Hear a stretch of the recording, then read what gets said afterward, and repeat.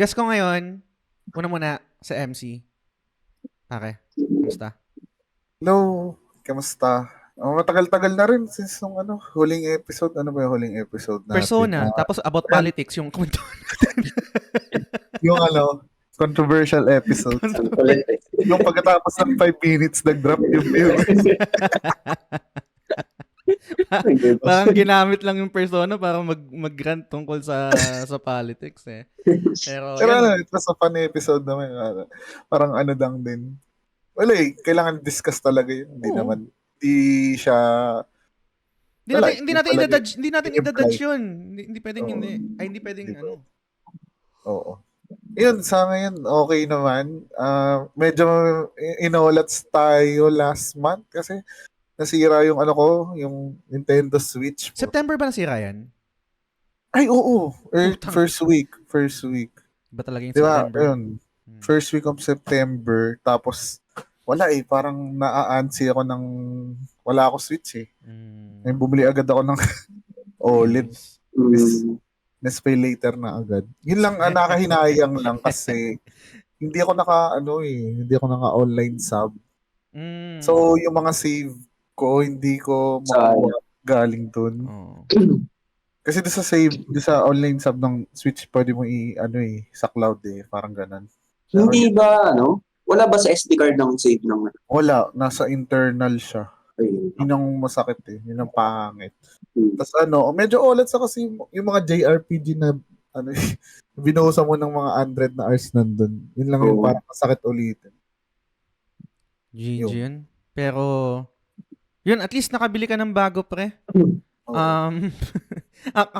Ako din, oras yung September ka, paulit-ulit na ako nasira yung TV ko, nasira yung monitor, etc. Pero rebanse tayo sa October. Para sa mga long-time listeners ng TGS and siguro sa mga bago, si MC yung parang I can consider na sa community yung known na knowledgeable about games, lalo na sa mga luma na parang, ba't alam mo yan? Bata ka pa. Gensi ka. Parang ganyan.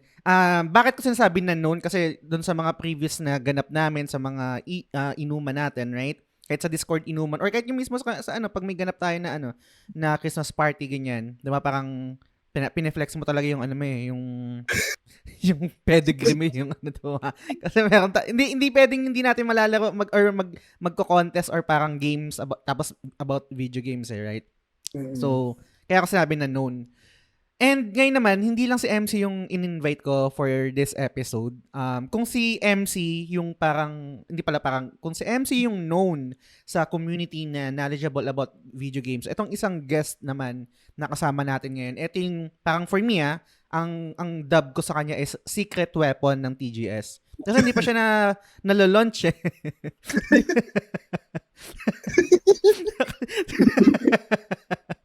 Teka lang, may context kasi yon. Kasi si Duckbird ng Anime Angas, parang hinahamon tayo ng gera, ng suntukan, 'di ba? Parang Family Feud yata or di ko alam kung Jeopardy yata. Hindi ko alam yung gagawin. So parang hindi ko pa sinasabi yung mga players kasi most likely ikaw yung kasama ka doon, MC, si Norvin, sino pa ba kung sino pwedeng sumama. Hindi ko pa nire-reveal to yung secret weapon. pero in-invite ko na rin siya. Sabi ko, pre, may sali ka. Sige, GG yan. So, guest ko rin ngayon, si Albert, pre. For the first time, welcome sa TJS. Kamusta? Yan. Kamusta? Yun, medyo kinakabahan ako. After almost 5 years ng pagiging fan sa'yo. Yun, first time maging guest na. Tagal na. Ano pa nun 2019 pa yun. Kung nakita na pakinggan. Tapos ngayon lang ako naging guest. Yes. Parang kinamahan ako dun sa Ang dami kong post, hindi ka hindi ko rin kasi alam kung anong saan episode ka i-invite pero lagi kang nasa isip, parang pangit sabihin, lagi kang nasa isip. Medyo kinilig yung Hindi kasi alam ko yung parang capability mo pagdating sa mga games na nilalaro mo, etc.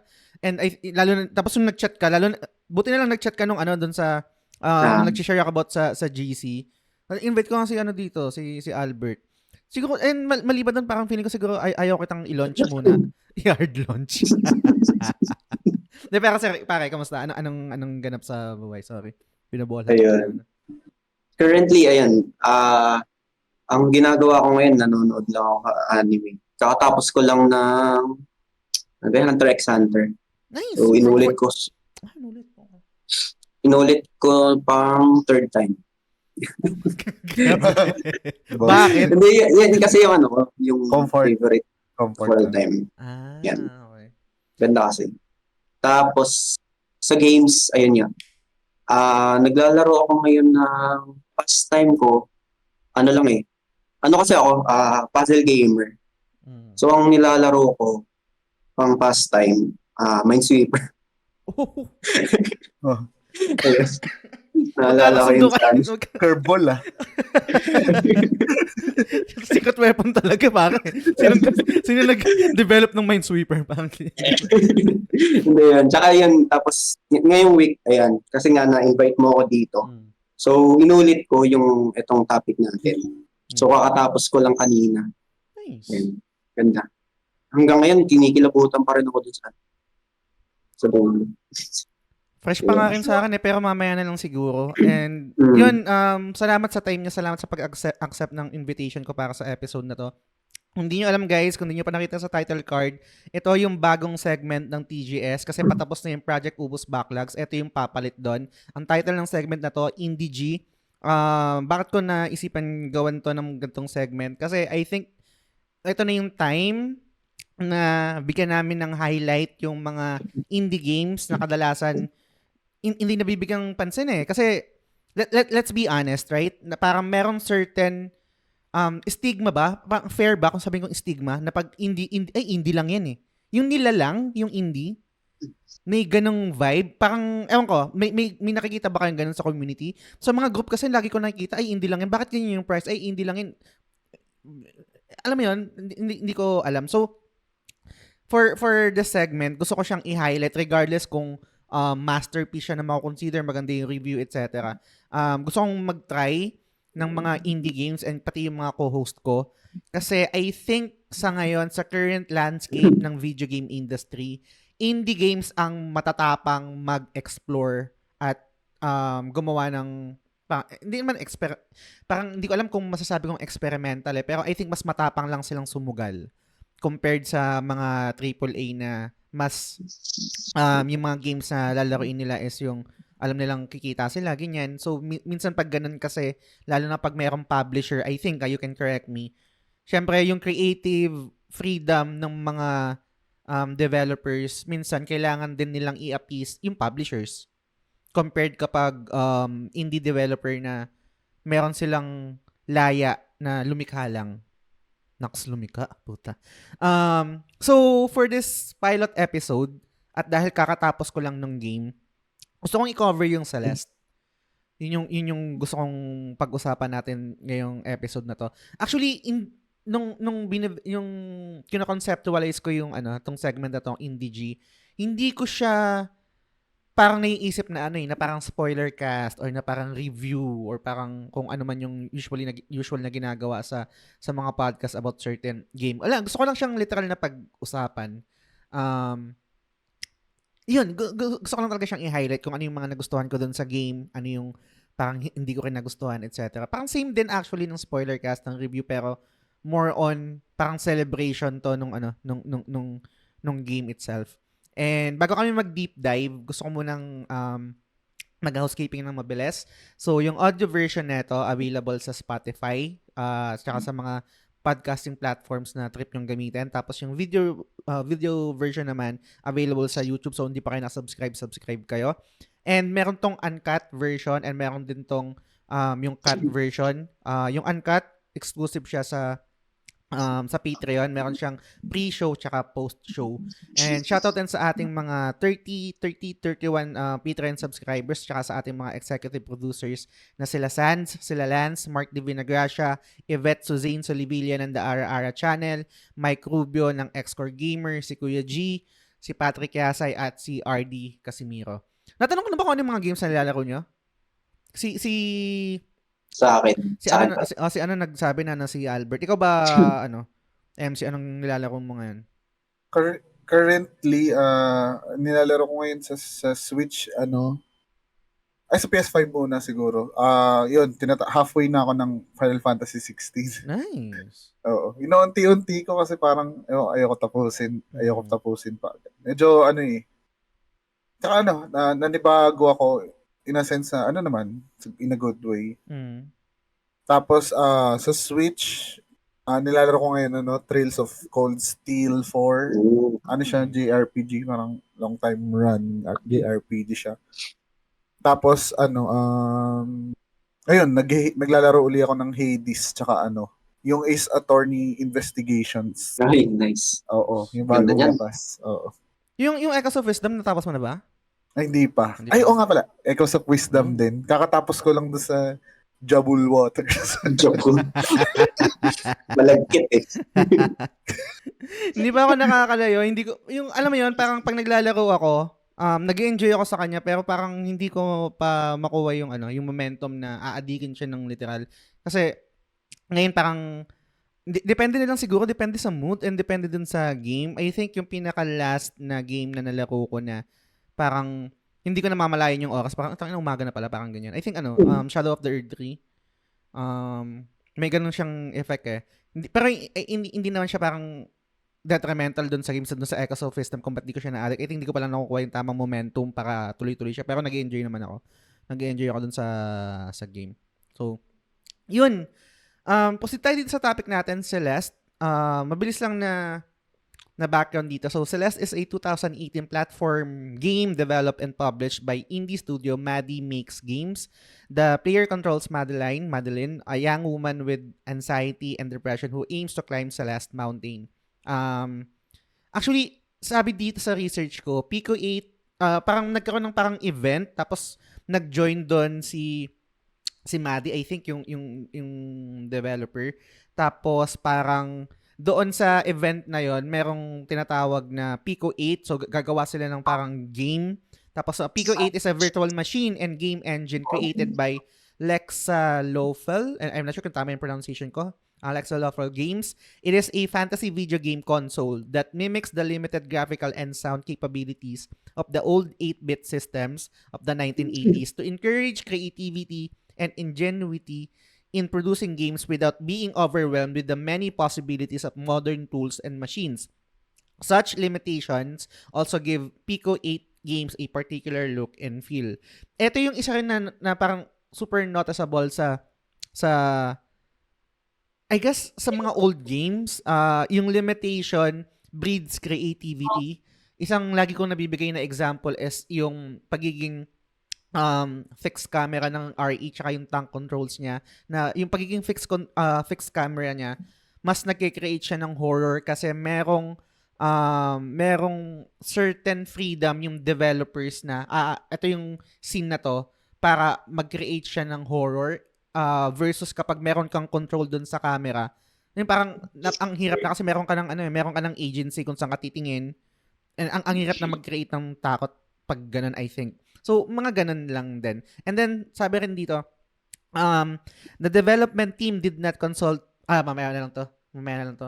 May ako lang basahin to. Pero, yun, kayo ba? Unahin ko si Albert. Kasi, personally, naririnig ko na yung Celeste and then sa The Game Awards, marami rin siyang napanalunan. Kaya, aware ako dun sa game pero hindi ko siya natapos. Nalaro ko siya pero hindi ko siya natapos eh. I think ang nanalo na Game of the Year noong 2018 is God of War. God of War. Diba? Pero ako personally, ang Game of the Year ko noon, Monster Hunter World. Pero, nominated siya pero hindi nanalo. I think ang nominated noon, Monster Hunter World, God of War, Red Dead Redemption 2. Ano pa ba yung... Sobrang jump-pack nung na yun. Ano pa ba yun? Hindi pala Persona. Tatlo pa lang yun. Alam ko 5 yun eh. Wala bang Nintendo? Hindi ko na maalala. Yun lang, yun. Spider-Man. Kasama yun, Spider-Man. I think nominated din yun 2018. Or Ghost. Hindi ko na maalala. I think yun yung year na yun yung parang sila, yung parang intermission na orchestral number ng mga, yun yun, di ba? Celeste din ba nominate ang for Game of the Year? Yes, oo. Kasama siya Oo. dun sa ano. Kasama Hindi sa nga yung nakakagulat 2018. eh. Kasi Mm. grabe yung mga kalaban niya. Talagang bigatin, Sobrang. Tapos indie game yung nasali na isa. Yes. Mm. Ganun Gulat yun din eh. ako nun. Kapag ka, may underdog, parang natural yun yung gusto ko i-root. Parang gano'n. Parang Ah, ganun yung feeling. naalala ko, binoto ko yun Celeste. Ako din. Balikan natin yung moment na yun, guys. I'm not sure kung kailan nyo nalaro yung Celeste, kung 2018 din. Kwentuhan nyo ako dun sa experience nyo without any spoilers muna. Ikaw muna, Albert, pare. Sige, 2018 Celeste. ayun, 2018, natandaan ko yun yung yun yung simula talaga ng pagka-addict ko sa indie games. Yan, isa yun sa tatlo. Yung dalawa is yung Hollow Knight tsaka si Ori in the Blind Forest. Yun talaga, after nun malaro ko yung tatlo, parang yun na itch na ako sa mga indie games. Kasi may ganun pala na games. Kasi ang expect ko dati sa mga indie game, yung mga parang pang Y8 lang, pang casual. Hindi ko alam na may indie game na gano'n na parang ramdam mo yung yung soul talaga yung tawag ko, yung passion nila sa paggawa ng game. Di ba? Kasi yun,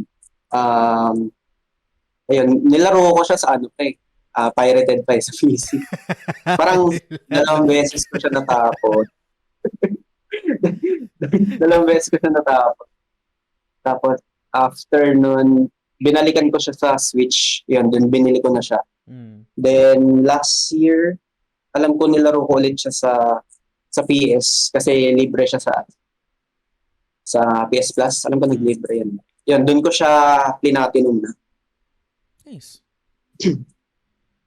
Pero yung Celeste, paano mo siya, I mean, siguro sa internet meron kang mga nababasa, parang ano yung nag-pick ng interest mo? Kasi ako personally, halos same din naman sa'yo, pero ang daming heavy hitters nung 2018 na parang mahirapan ka na lang talaga mag-budget or parang you have to make time na and commit na, okay, lalaking ko tong game na to. Ganun kasi yung problema ko, ganun yung dilemma ko. Kunwari ngayon, lalaro ng Zelda, gusto ko yung laruin yung Silent Hill Remake 2. Silent Hill 2 Remake. Tapos gusto ko meron pang parating na metaphor. Yung parang ganyan. Saan ko ilalagay? Pati yung, Crown, ba yun? Something, yung parang Resident Evil vibe na Crow Country. Crow County. Parang ganyan. Araw. So, ikaw, nung 2018, Albert, parang ano yung nag-pick ng interest mo that time? Or wala ka lang malaro that time kaya, sige, try ko tong Celeste. Hindi ko siya na-discover ng sarili. Nirecommend siya sa akin ng kaklase ko. Yun, pinakita niya sa akin yung, alam ko, chapter 2 yun. Pinakita niya sa akin yung nasa end na ng chapter 2. Tapos, nandun siya sa room ng Crystal Heart. Tapos yun, pinalaro niya sa akin. Na-addict ako dun sa sa controls niya. Kasi ang ganda niyang, ang ganda ng movement niya eh. Madali lang siyang controlling. Yun yan. Hilig ko rin kasi yung platformer. Kaya parang natural na lang din na nag-stick siya sa akin na laro. Nice. Ikaw, MC, kwentuhan mo ako tungkol dun sa 2018 about sa Celeste. I'm not sure kung 2018 mo nalaro yung Celeste, pero paano mo siya na-discover? Ano yung nag-pick ng interest mo para laruin to, etc.? Bali dati pa akong enjoyer, tsaka lagi nagcha-champion no indie games. Enjoyer.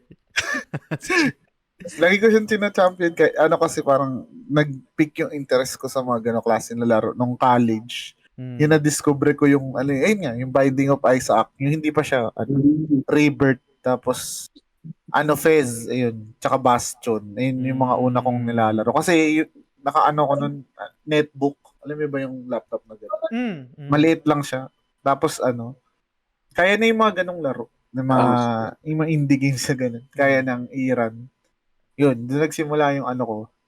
Pero yung Celeste is, na-experience ko na siya, parang by 2019. Kasi nung 2018, ang dami kong nun, nilalaro na mga ibang indie din. I think kasabayan din ng year na yun is meron ng Dead Cells tsaka Into the Breach. Yun yung talaga mga nilalaro ko nun. Pero na-XP ko siya sa PC din first. Pero parang medyo na-turn off ako dun sa difficulty. Pero parang lang, siguro attention span wise, parang the patience for it, parang sige, siguro balikan ko na lang ulit. Tapos 2019 binili ko siya. I want to try it to give another chance sa Switch. Yun. Tapos binili ko siya. Tapos yun. Parang siya. Sobrang vivid sa akin nung game pa rin kahit nalaro ko na siya from a long time ago. Kasi ganun yung impact niya. Actually, doon sa episode natin ng yung the game that makes us yung mga lingering games, nasa ko siya, runner up for sa choices ko. Kasi gano'n siya ka-impactful sa akin. And I think ayun, na-experience din naman yung siguro yun lang yung dun eh. Yun yung parang magic ng game is kahit parang yun yung climb, parang siyang climb na mahirap. Pero parang worth it sa dulo. Nice. Gusto ko mag-piggyback dun sa nasabi mo na parang difficulty. I think nilaro, hindi ko na maalala kung kailan ko siya mismong nilaro. I think in-stream ko pa yun eh. Parang hanggang chapter 2 lang yata ako noon. Ang isang glaring sa akin na parang nanibago ako is yung wall jump niya. Usually kasi pag may wall jump ka, parang yun dun sa Mega Man, yung parang tatalon-talon ka. Dito yung pag ganun. 'Di ba yung ito yung wall jump dito, magpo-propel ka against dun sa wall. Sabi ko ba't ganito, nahihirapan ako. Yung ang tawag dito, yung instinct ko, yung gamer's instinct ko kapag magwo-wall jump ka parang sa Mega Man X. Nahihirapan ako, parang hindi ko siya hindi wired yung utak ko na ganun mag-operate na pag magwo-wall jump ka puta dadalhin ako sa kabilang nahihirapan ako. Tapos pero I would agree dun sa sinabi ni Albert na masarap siyang kontrolin.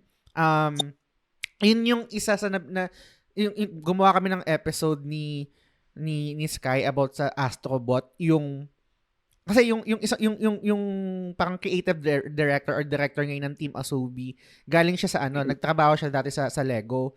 Tapos yung Lego pala is parang meron siya, may meaning yung Lego parang fun to play ganyan, etc. And yung Team Asobi, yung Asobu, parang meaning ay parang verb siya ng to play. And yung Team Asobi is ang goal nila doon sa mismong tawag dito, studio nila is to make fun games. Tapos ang importante kasi sa mga platformer, mapa 3D man yan or mapa 2D, kailangan mong mabangko or parang magawa ng perfect yung game feel na tatawagan, lalo na sa mga platformer. Katulad, ewan ko, bias lang siguro ako. Kaya gusto ko yung Hollow Knight kasi ang sarap niyang kontrolin. Isang reason kung bakit hindi ako makabalik sa lumang Castlevania, ang bigat ng karakter dun eh.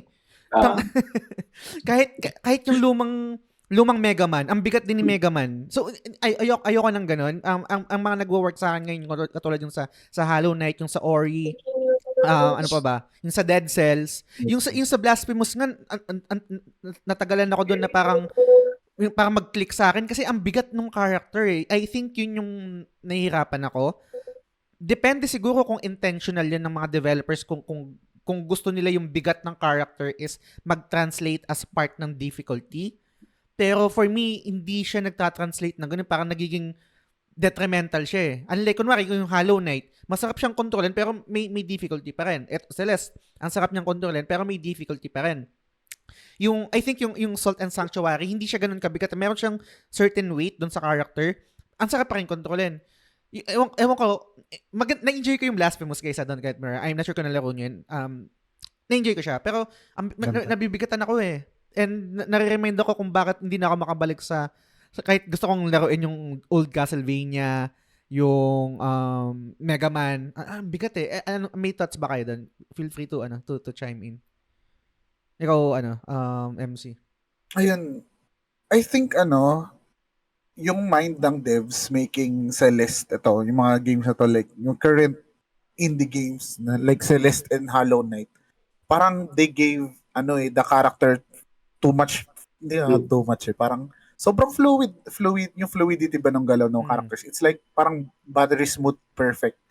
Kasi kung nararamdaman mo sa controller, hindi ano parang kung saan mo gusto pumunta, parang doon din siya susunod. Mm. And mararamdaman mo yun doon sa Celeste kasi kung namamatay ka man, hindi kasalanan yun ng laro. Kasalanan mo yun. Kasalanan mo yun. Kasi the controls are really perfect. Tapos dagdagan mo pa nung haptic feedback ng controller whenever you dash or parang may feel siya eh. Yung parang ano ba to, parang nginig yung controller ko kasi lagi ako namamatay. I mean, I think talagang binuhusan nila ng panahon na i-perfect yung pagka-smooth ng controls nun kasi the game parang demands it na it's a platformer eh. So parang tiny mistake lang din talaga will lead you to death eh. So parang pinagbuhusan nila ng panahon talaga na i-perfect yung controls and whatever. Ayun, yun. Ikaw, Albert, may thoughts ka ba doon? Ayun, mag-piggyback din ako sa sinabi ni Sir MC na yung sa perfect na feel ng movement nila. I think yung isang reason doon kasi si Madi, yung dev, yung parang boss nila. Ano kasi siya talaga siya, speedrunner. So siya yung nag-a-adjust nung variables nung talon tsaka movement ni Madeline. Para, yun nga, inline siya dun sa gusto niyang feel. Kaya yun, parang kung pati yung yung pag-design ng mga levels niya, ilang beses niyang piniplaytest yun para makuha niya yung gusto niyang dapat mong gawin tsaka ituro sa'yo. Yun, kaya tingin ko ganun kaganda yung yung movement ni Madeline. Gusto kong i-transition yung discussion natin dito sa sa control chart kasi nandito na tayo eh. Hindi ko alam kung signs of aging to or parang meron lang akong mixing parang attention span, hindi ko na maalala. Merong mga certain moves or parang mechanic yung game na naturo ba to? O parang i-discover nila. Parang for example, kasi matagal ako natigil sa paglalaro ng Celeste. Parang chapter 3 yata, tapos chapter 4 na, tapos tinapos ko na siya lately, parang last week lang. Tapos hindi ko maalala, meron mga stages na parang sabi ko, abot ba ng talon ko to? Ba't hindi umaabot yung talon ko? Yun pala parang kunwari merong isang platform na yung parang ipopropel ka, so kailangan mo siyang sasabayan, parang yung acceleration ng talon mo mas malayo or parang umabot ko dun sa platform na tatalunan mo. Hindi ko alam kung na-discuss yun. Meron din yung parang ang tawag dito, yung paano ko ba explain to? Ang hirap explain eh. Yung I think baka yun yung sinasabi nyo na wave dash, yung parang tatalon kang konti tapos down forward and then jump para ipropel ka palayo na pa ganon. Yes. Kasi hindi mo siya magagawa ng normal jump kasi yung dash mo may certain lang siya distance and then yung acceleration niya hindi siya nagpipik katulad kapag ginawa mo yung jump down forward and then parang dash yata yun, I forgot. So hindi ko alam kung naturo yun, hindi ko alam kung merong tutorial for that. Pero again, ibabato ko na rin yung isang kasi nainis ako dito. Ni-YouTube ko na to kasi gusto ko ma-experience yung yung sa chapter 8 yung sa core, yung kailangan ng apat na crystal hearts. I'll be honest guys, hindi ko kinumpleto yung strawberry, hindi ko yung tawag dito, yung crystal hearts, yung B-sides, etc. Talagang main ko lang siya. And I guess yun din naman kasi intention ng developer na parang yung difficulty ng game is routed doon sa pagkuha ng strawberry, ng B-side, etc. Pero kung mag-mainline mo lang siya, I think fair yung difficulty niya. Parang welcoming sa ibang tao, sa mga casual lang. Pero kung gusto mo ng mahirap, ikunin mo yung strawberry or tapusin mo yung B-side kung mahilig ka sa difficulty. Pero sa kabilang banda, gaya sabi ko kanina, nung nag-YouTube na ako kung paano kunin yung mga crystal heart, doon sa chapter 2, paano ka magdadash doon? Parang kailangan mong sa kabilang frame. Sa kabilang frame. Para ano yun, tutang inang yan, malalaman ko ba yun? Madidiscover ko ba yun? Kasi kaya nga siya kasi, para dun sa mga hindi nakakalaro guys, meron kasing quote-unquote parang stamina mechanic itong game. And then meron din limited dash ka lang na pwedeng gawin. So pag nagamit mo na 'yon, wala na, mahulog ka na. Hindi mo na maabot yung platform na gusto mong puntahan.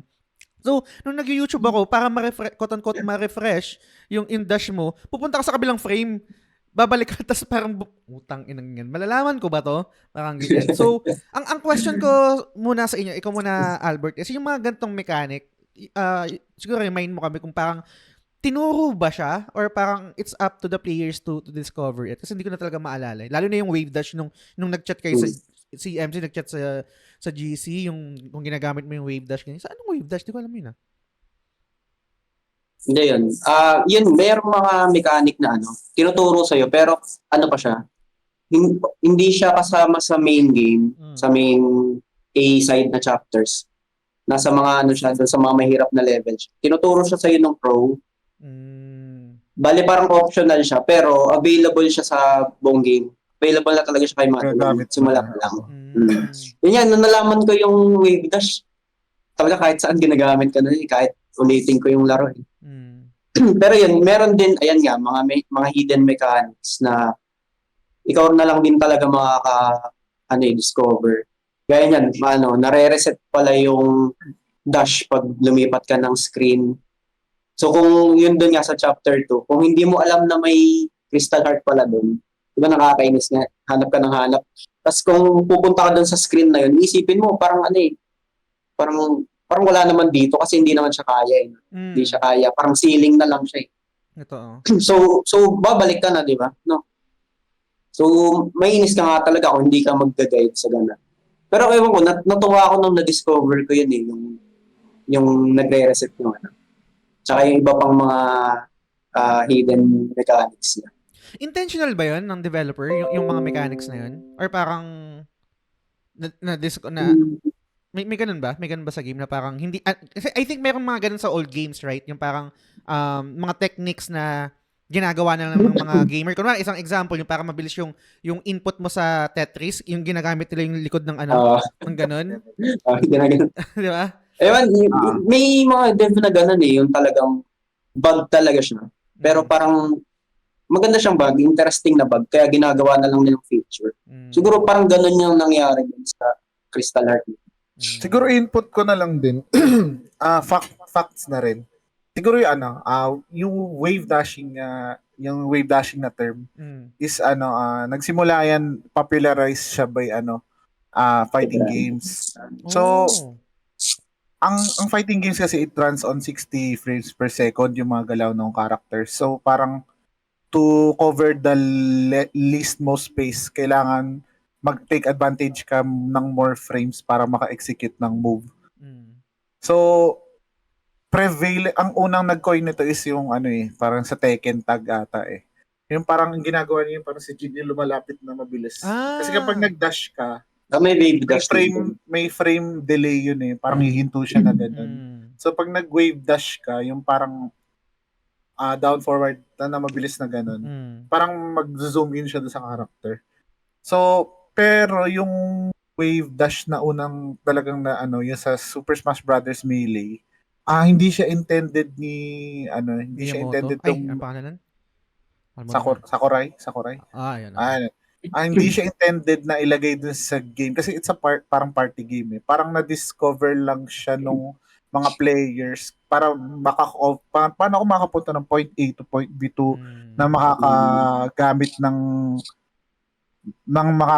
ng mas konting frames, ganun. So parang ang nangyayari, yung character mo nagda-dash siya ng left and right na sobrang mabilis base sa bilis ng input mo ng kamay. Kasi yun, parang na-adapt na rin siya continuously through gaming. Parang yung mga games ngayon ginagamit na rin siya. So parang may meme na rin ngayon na parang can this character wave dash, parang ganyan.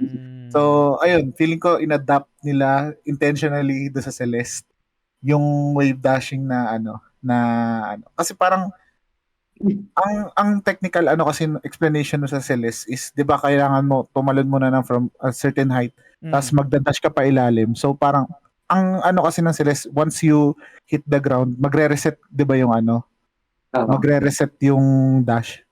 So parang pag nag-dash ka ulit, mas malaking space yung mako-cover after. Yun yung nun.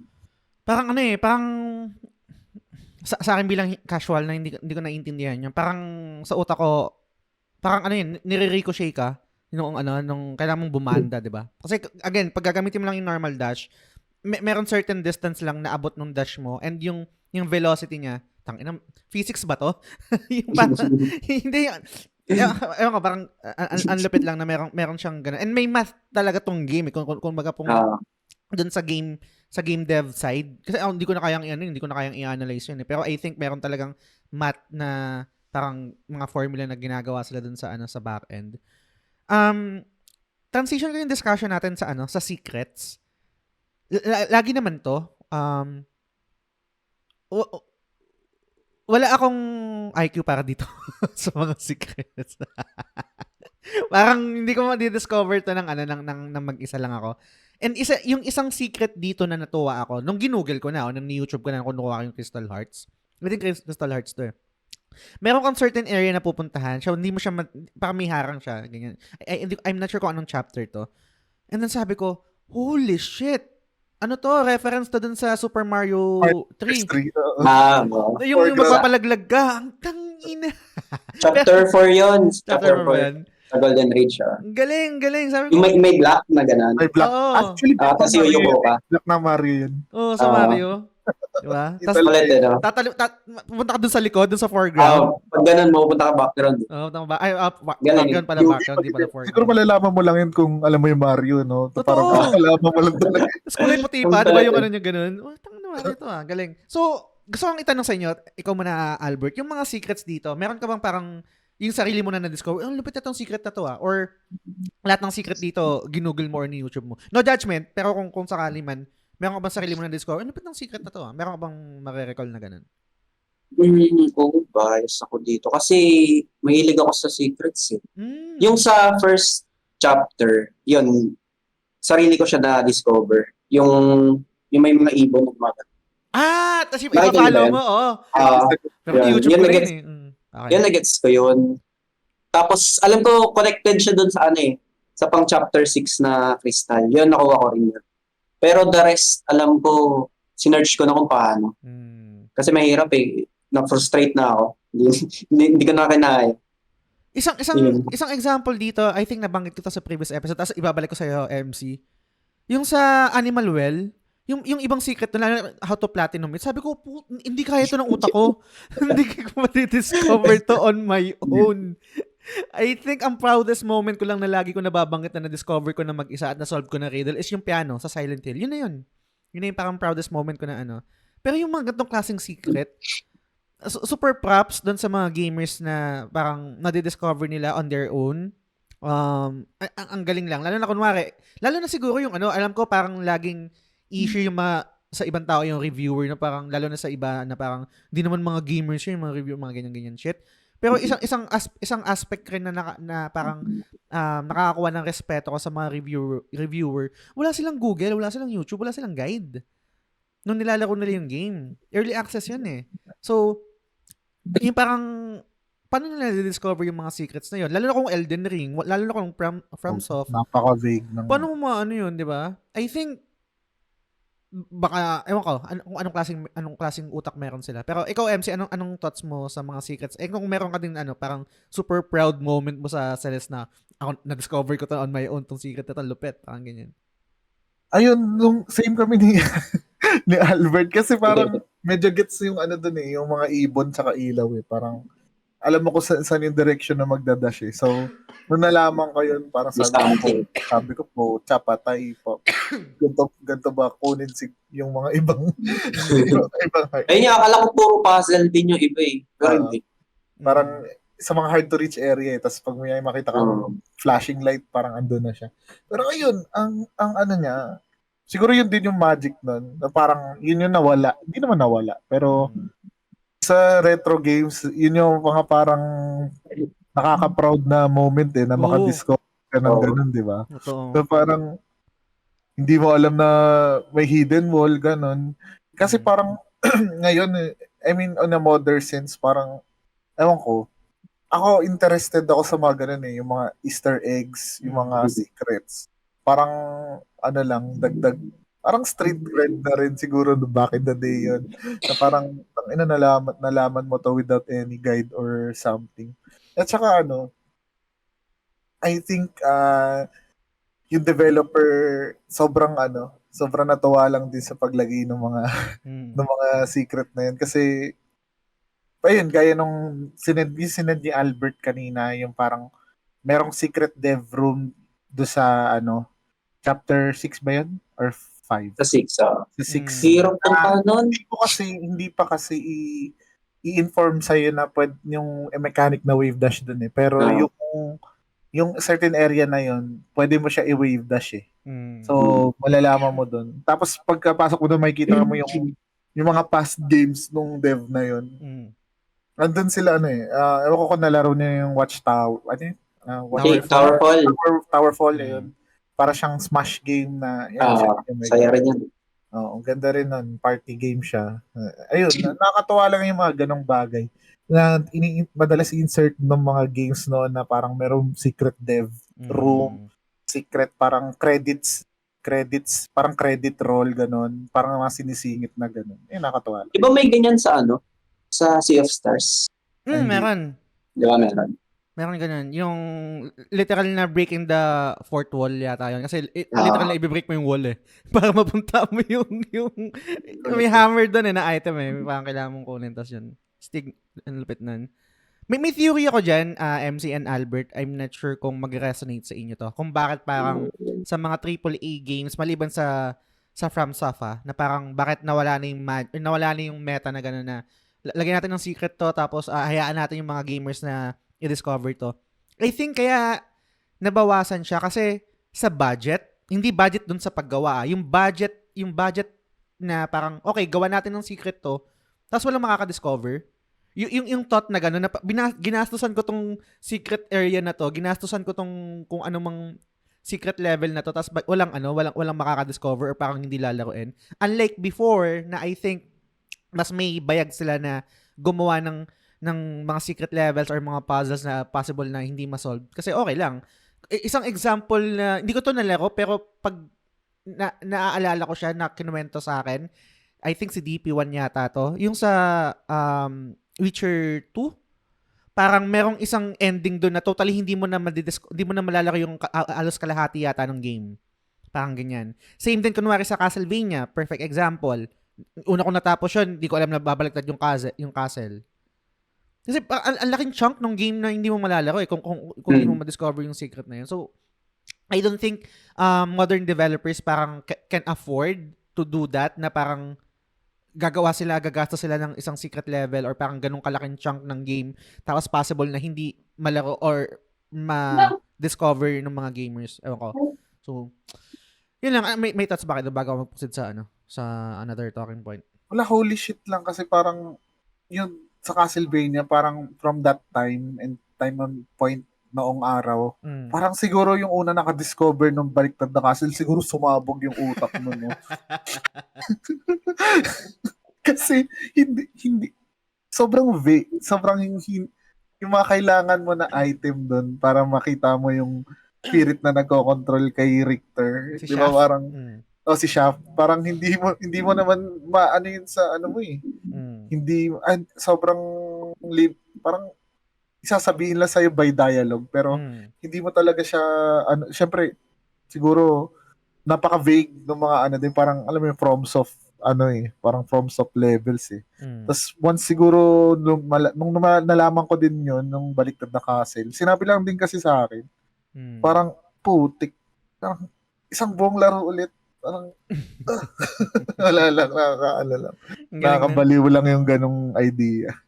Ikaw, Albert, meron ka bang thoughts doon? Or meron ka bang parang game na experience kahit hindi sa Celeste na lupit ng secret na to na parang kung hindi ko na-discover to, parang sayang yung budget for this or parang sayang yung mismong yung ginastos ko para sa game na to? Hindi ako masyado maalala eh. Pero hindi, dagdagan ko na lang. Sige, go. Yun maganda sa sa mga indie studios. Kasi alam nila yung feel ng gamer. Kasi gamer din sila for sure. So alam nila yung maki-feel ng maglalaro pag na-discover nila yung mga ganito eh. Kaya parang kahit hindi siya hindi mostly ng gamers discover to. Pero alam nila may makaka-discover tsaka may ma-appreciate yung ganung mga feature kahit kahit hindi mostly makita. Ito. Agree.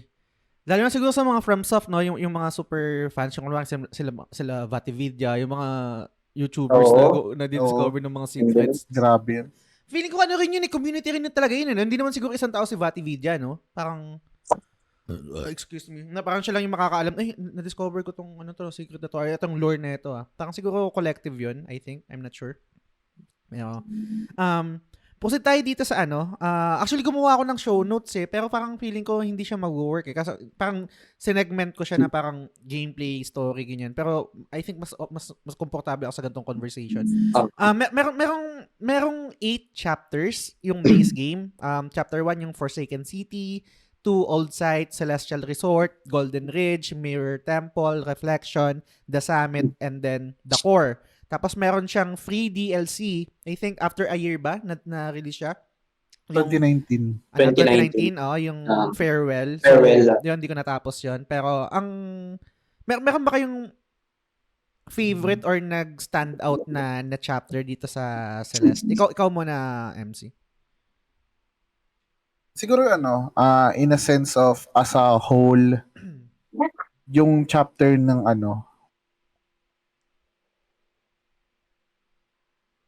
counted ba na chapter yung yung monologue niya with Tio? Ano ba? Sa ba yun? Sa Reflections. Sa Reflections yun, di ba? Ayun. Sa simula. Ganda na no? Usap lang sila. Sobrang ganda nun. Kasi,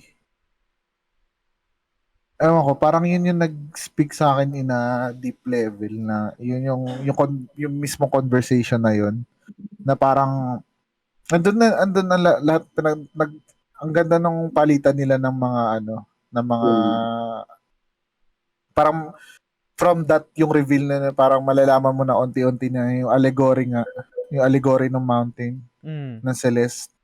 Pero siguro ito na lang as a whole talaga yung chapter 2. Kasi buhat na buhat talaga yung game ng soundtrack ni Lena Raine. Resurrections ba yun? Resurrections. Holy shit. Favorite ko rin yan sa OST. Kasi coming into sa level na yun, parang tataka parang bakit ang dami na itong mga space shit na di nag-make sense Parang di mo naman malampasan ganun. Tapos parang ngayon, uncovering yun nga na meron si Maddie ganyan. Yung si Madeline, yung Badeline ba yung tawag nila doon? Si part of you? Badeline. Ha? Badeline, di ba?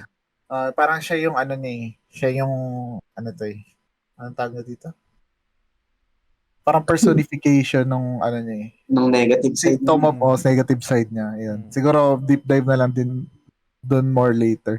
Tapos ang ganda nung soundtrack sobrang nag-complement siya doon sa level. Tas ang sarap nung feeling nung kapag pumapasok ka doon sa parang ang galing. Sound design, no?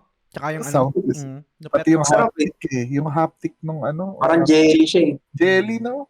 I mean, talagang pinag-isipan nila talaga yung every aspect ng game na yun. Tapos yung level na yun na parang unti-unti na kasi parang doon sa first level sige, bibigyan ako kita ng patikim ng laro na to. Tapos parang doon sa second level, parang doon na nila in-innovate yung dashing mechanics na paglipat-lipat ng mga space. And parang doon na holy shit, possible pala yung ganito na pwedeng yung mga ka sa mga corner space. Kumbaga, technical game siya na free-flowing talaga. Yung parang kahit anong gawin mo na directional input, it works Yun nga, again, kung mamamatay ka, kasalanan mo na lang talaga. Yun, plus yung soundtrack na Reflections, nasa ko siya, playlist ko pa rin siya mula noon hanggang ngayon. Resurrections pala. Sorry. Talagang siya Actually, nagulat nga ako, medyo nag-blow up siya sa ngayon? Sa TikTok. Yun nga parang, ginagamit siya na sound nung iba. Oo, yung nakakatuwa lang. Oo nga. Naririnig ko nga. Magpigibak ako dun sa sinabi mo, MC, tapos ibalik ko kay Albert. Sorry, babalik ulit ako sa gameplay. Ano ko lang to bilang casual I think kasi yung controls ng Celeste, yung gaya na nadidiscuss natin kanina, yung wave dash, yung mga ganyan. I think for me advanced na yun eh. Yung control kasi ng yung mga moves kasi ni Madeline or ng character bilang platformer, napakasimple lang. Meron siyang jump, syempre, normal 'yon. Tapos meron siyang climb, yung climbing mechanics, tapos may stamina. Tapos meron siyang 1 2 3 4 5 6 7 8 direction pag tumatalon. Pwedeng up, Pag nag-dash. pag nag-dash siya, northeast, Diagonal. diagonal, ganyan, etc. So 8 direction. Tapos meron siyang yun nga, yung dash, ganyan, etc. Tapos pwede double jump kung parang mare-refresh ka na, etc. etc. So ang gusto ko nang sabihin is yung moves nung character as it is, I think simple lang, napaka-basic lang. Pero yung game, yung bawat area ng game, ina-amplify yon sa iba't ibang klaseng paraan para magkaroon ng innovation each level. Gaya nung sabi mo yung dun sa level 2, yung nagkaroon ng parang ibang dimension na parang nagiging puzzle siya in itself na okay, same pa rin yung gagawin ko, magdadash ako dito, pero nagkakaroon siya ng ibang flavor doon sa mga skills na napaka-basic lang. Kasi kailangan ko pumunta dito, okay, paano ako pupunta dito, etc. Nagiging puzzle siya in a way. And then, bawat ibang area mag-i-introduce ng ibang elements na gagamitin mo rin naman yung basic na skill mo. Labas muna natin yung advance kasi parang para madali lang explain. Kunwari, yung kanina nabanggit ko na merong platform na aangat. Kunwari pag magdadash ka, gagalaw yung yung conveyor, parang mga ganyan-ganyan. So another element yun, another parang certain difficulty or design ng level na yon. Meron din naman yung parang platform na pag tumungtong ka, biglang tataas ka, so sasabayan mo siya ng talon para yung momentum mo makuha mo. Tapos meron din yung ano pa ba? Ano na? Yung feather. Yung feather, meron pa yan. Tapos meron din yung isa, yung parang sa cloud, yung parang kailangan magiging sasabayan mo din siya. Tanang, nahirapan akong timingan yun, hype na yan. Dalawa. Tapos meron din yung yung kunwari yung bilog na merong electricity. Parang pinball. Pinball. Kumbaga parang ang galing lang nun, at least for me, again, labas yung advance yung mga moves na parang simple lang yung mechanic niya. Pero dahil dun sa iba't ibang level design na dinadagdag na element kada level, na ma-maximize nila eh. Kumbaga parang ang galing lang nun, ang galing lang nun for me na parang hindi ka magsasawa sa each level kasi each level or each chapter parang may na-introduce na bagong mechanic, pero by default same lang naman yung move ni Madeline. Wala naman nagbago, wala naman nadagdag eh. Ang nagbabago is yung mga elements na dinadagdag dun sa game eh. So galing lang nun. Albert, sorry. Dumaldal ako. Ikaw. Ayun, maganda nga na almost perfect nila yung talagang si Madeline, yung galaw niya. Kasi yun nga, pag dinagdagan mo siya ng mga gimmick, ng mga mechanics, talagang nag-amplify yung gameplay. Gaya nun, yung mga nagdadagdag sa momentum, mas lalo sumasarap yung game feel. Ayan. Tapos, ano yung topic? Sa chapter, meron ka bang yung favorite na chapter? Sa chapter na yung pang story, chapter 6 ako eh. Yun nga. Una yung usap ni Tio tsaka ni Madeline. Tapos pangalawa, dun yung nagwala si part of me, si Madeline. Yun, grabe yung feel nung laban nila. Talagang pick yung yung feel ng doon sa stage na yun. Tapos add pa yung yung parang distorted version ng OST nung pang-umpisa. Ganda eh. Yun. Yung grabe yung tapos yung sa dulo na parang yung pagbati nilang dalawa. Grabe. Napaka-heartwarming na inaccept niya si part of it. Tapos kung sa stage naman or chapter na about sa yung level ng talaga. Yun, yung same ko kay Sir MC na sa old site yung chapter 2. Una kasi yun yung OST niya, saktong-sakto eh. Kahit sa umpisa yung stagnant pa yung stage, di ba? Parang magagala-gala ka lang, ganun. Tapos yung OST niya, ano lang mellow lang, na parang bumubulong lang sa'yo sa background. Oo. Natanda ko, nanonood ako ng stream mo nun, Mm. sa chapter 2. Tapos parang sabi mo, yun ang pinaka napansin mo, yung OST niya, yung Resurrections. Tapos parang nasabi mo dun, parang trance pag pinapakinggan mo. Oo, parang sabi ko yata, ganito yata feeling kapag naka-ecstasy ka eh. Pag gumalang ka, lulota ka na lang eh. Di ba? Naalala ko yun, parang sabi ko, parang ito feeling pag nag-shroom. Or Yun nga eh. Parang may magic na yung mga ni Lena eh. galing. Yun. Tapos, after nung peaceful na relax na stage, di ba, yung chase with part of me, yun. Ang ganda nung stage mismo eh. Kasi parang maganda yung pagka-design sa kanya na parang madali lang siya sundan, yung mga obstacle. Kaya parang pag nagawa mo siya, parang galing mo eh. Kasi yun nga. Tapos alam ko, di ba, after nung habulin ka niya, nawala na siya. Meron pang chunk doon sa dulo na parang marami siyang rooms, pero parang walang laman. Alam ko dapat meron pa siyang mga obstacle. Pero tinanggal lang nila kasi grabe nga yung stress doon sa habol with Bodyline. Yun. Buti nga tinanggal nila yun kasi parang ang hirap na nga. Parang maraming ang mag-call off na player doon kung nilagay pa nila yun. Yun. Nice. Same rin tayo, to be honest, yung yung part na, ang galing nung mirror nung dalawang yun, yung parang yung stage 2, ikaw yung inahabol ni part of me, ni Bodyline, tapos nung sa isang part, chapter 6 ba yun? Tama ba? Chapter 6 ba yun? Ikaw naman yung mahabol dun sa kanya. And siguro, i-transition ko yun sa story, pare. Siguro mag-proceed tayo. Gaya ng sabi natin, diba, parang allegory ng depression, anxiety, ganyan. Yung part na yun, naiyak ako, ngumalangal ako na habang, ang weird nga eh, parang platformer to, bakit ganun? Bakit ako umiiyak?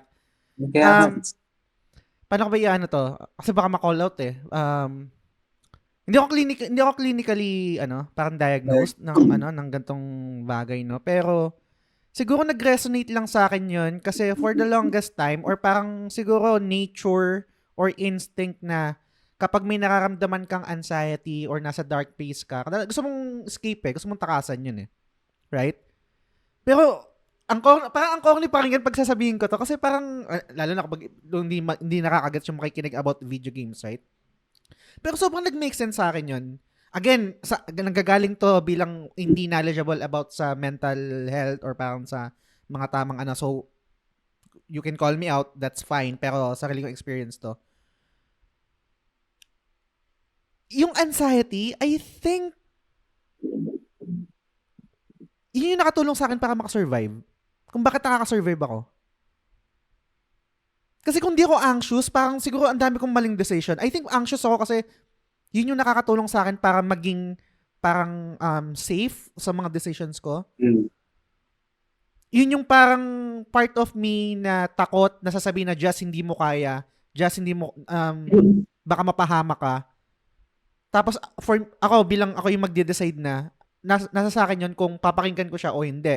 Pero at the same time, kailangan ko siya kasi kung wala siya sa sarili ko, baka ang dami kong maling decision. Meron times na dapat ko siyang pakinggan, meron times na hindi. I think ganun. Nasa sa akin yun kung paano ko siya i-analyze. And ang galing nung representation dun sa game na yun na hindi mo siya kailangang iwan. Kailangan mo siyang i-accept. Kailangan mo makipagtulungan sa kanya. Tapos biglang na-tie up pa yun dun sa double dash. Double jump. Putang inan to. Cinema. Holy shit. Nabanggit ko sa previous episode na parang usually sa mga Metroidvania, makukuha mo lang yung double jump or parang kung ano, normal lang, okay, ability, ganyan. Tapos mapupuntahan mo na yung ibang areas. Ito na tie up pa doon, the moment na tinanggap na ni Madeline yung part of me or yung si Madeline, parang nakuha niya yung skill na yon. Kasi I think ganun ako eh. Na parang I think this is the time na i-accept ko na kailangan ko tong part ng sarili ko na to na hindi ko siya kailangan parang i-expel, hindi ko siya dapat takasan. Kasi again, hindi ko sinasabi na kasi baka yung iba yun nga, so, super grabe na, right? Yung kailangan ng iinuman na talaga ng gamot, tapos parang super, hindi na okay, hindi na nakakapag-function. I think ako yung perfect example na hindi okay pero nakakapag-function pa rin. Parang ganyan. May mga moments, may mga episodes. And ang lagi ko kasing approach is parang kailangan ko siyang ewan ko, hindi pala ako nag-trigger warning. Siguro, basta, bahala na kayo. Sa episode. Sa episode na lang. Parang, pag may episode kasi ako, ang ginagawa ko is tulog lang ako ng tulog. Kasi gusto ko yung takasan. Ayoko nang nakaramdaman ko. Natutulog na lang ako. Kasi pag gising ko, balik na ako dun sa routine ko na kakain, maliligo, then trabaho na. Meron akong gagawin. Kapag tenga ako, putang ina, ang hirap eh. And ano lang, ang galing talaga, ang galing nung moment na yun na hindi mo ko siya kailangan takasan. Kailangan mong mag-team up doon sa part of you na ganun and parang use it to your advantage.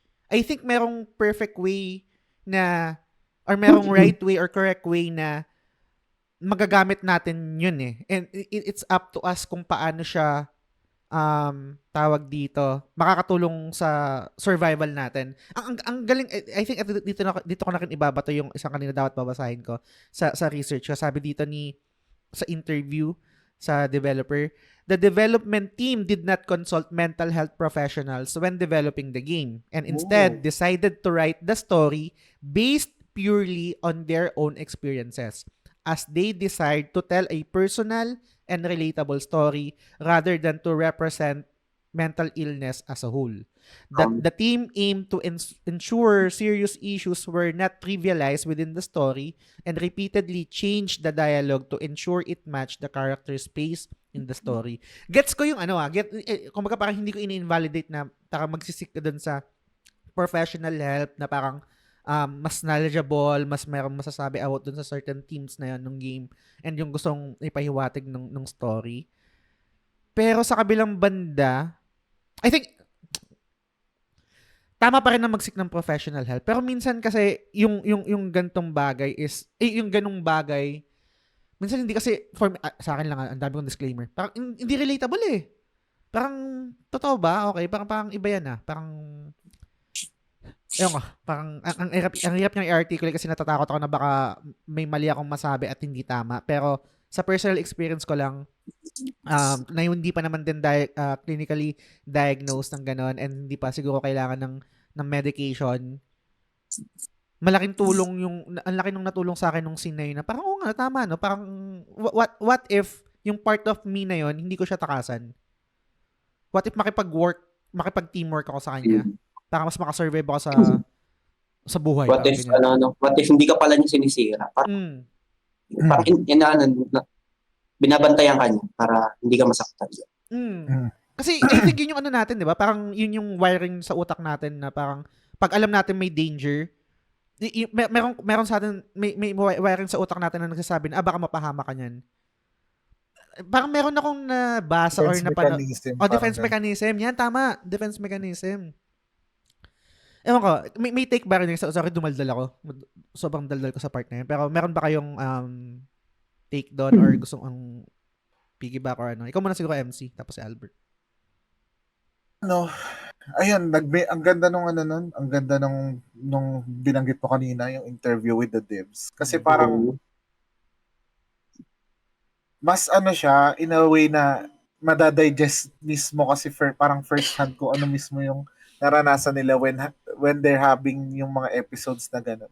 Kasi I think same din kung gagawa ka ng game tapos magko-consult ka ng siguro expert or parang baka parang mag-input pa sila ng game na hindi dapat ganito kasi parang ang technical nito parang ganito so parang hindi siya genuine gano'n yung feeling or relatable siguro. Oo, ayun gano'n. So, natuwa ako doon sa yung sinabi mo. Tapos, oh my God, yung game, sobrang, ang ganda ng pagka-depict ng mental illness kahit hindi nila sinasabi outward. Kasi, hindi nila sinasabi outward. Kasi si Madeline yung parang sabihin natin ikaw. Tapos si Badeline yung parang manifestation ng mental illness na gawa ng mga experience na siguro noon o kaya parang mga trauma response ganun. Yung mga trauma na naranasan niya before and parang sinusubukan niya overcome kaya parang sinashrug lang niya Tangina, minadala ako. So, Parang sinashrug lang niya kasi may part doon sa game na parang wag mo na lang ako sabi parang hindi na lang kita tatanggapin ganun. And ganun yung ginagawa natin pagka trauma response parang Traumatic yan. imbis na hinaharap natin parang mas inaano natin parang sinashrug away parang binabattle up natin siya sa kaloob-looban natin so once pumutok yun doon sa loob natin hindi siya maganda may cause pwede maging panic attack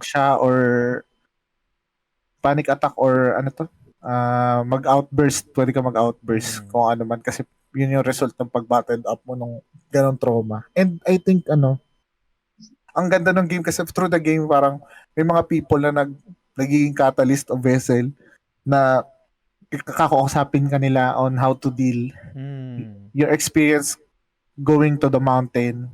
Parang tinutulungan ka nila parang sila yung parang ears na willing tumulong o mag-listen sa'yo. Na parang gaya nung sobrang nag-resonate sa akin yung team na nasa sila. So parang yung tawag doon? Trail, ano ba yun? Yung parang train, tawag doon? Train cabin ba yun? Paakyat? Basta yun, anyway. Parang kasama gondola. okay, gondola. Okay. Parang ganun, oo.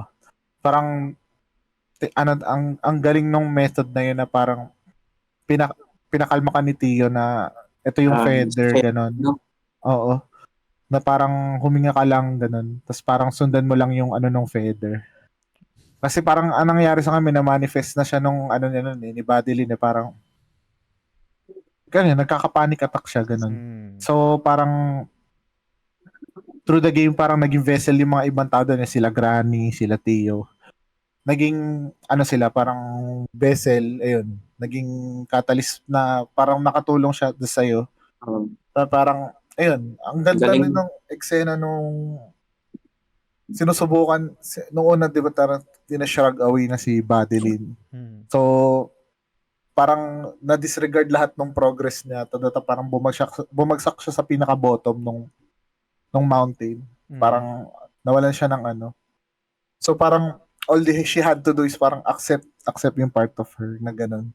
Ang ganda lang kasi parang sorry to cut you off, sorry mabilis lang. Tsaka parang nagta-translate din sa dialogue yun di ba? Parang kahit inaccept niya na si Badeline, pessimistic pa rin si part of me, which is ganun talaga yun yung sarili natin, di ba? Merong sa utak natin na pessimistic na, baka hindi mag-work to, baka mabasted ako, baka hindi ako matanggap sa trabaho. Di ba? Andun yun Hindi naman nawawala yun Hindi siya kontra sa iyo lang worried lang talaga siya sa mangyayari. Yun. Kasi sige sir. Magpigibak ako doon sa sinabi mo sa feather. Yun nga naging vessel yung game para makatulong doon sa mga player. Tapos alam ko nababasa ko sa Reddit.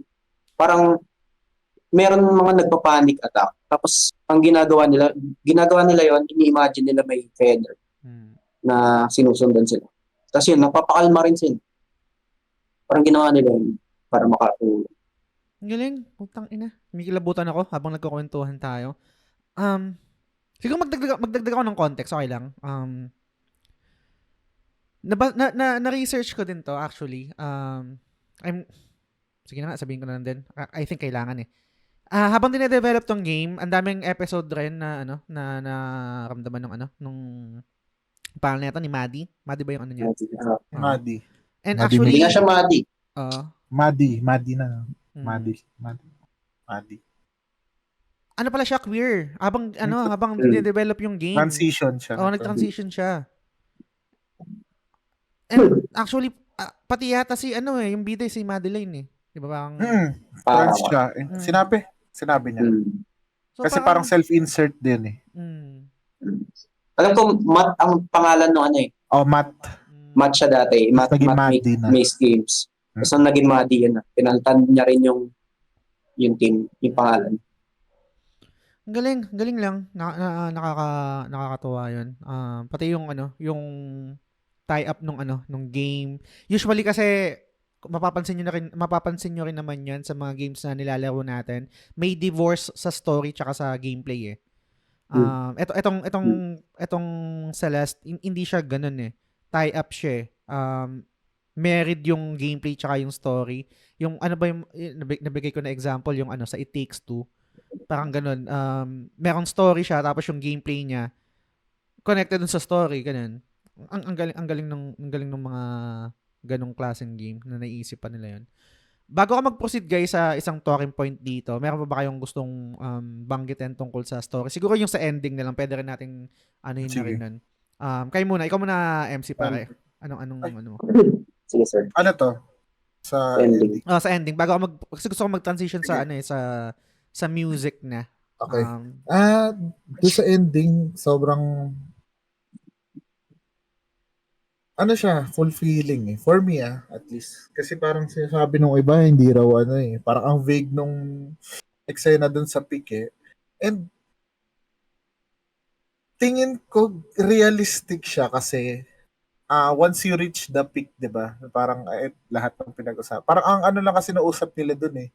Parang sobrang ano lang, parang inano lang nila, in-enjoy lang nila yung view. Tapos 'di ba nag-credits roll na. Oo. Parang yung nag-roll yung credits, parang nag-flash yung buhay ko sa harap.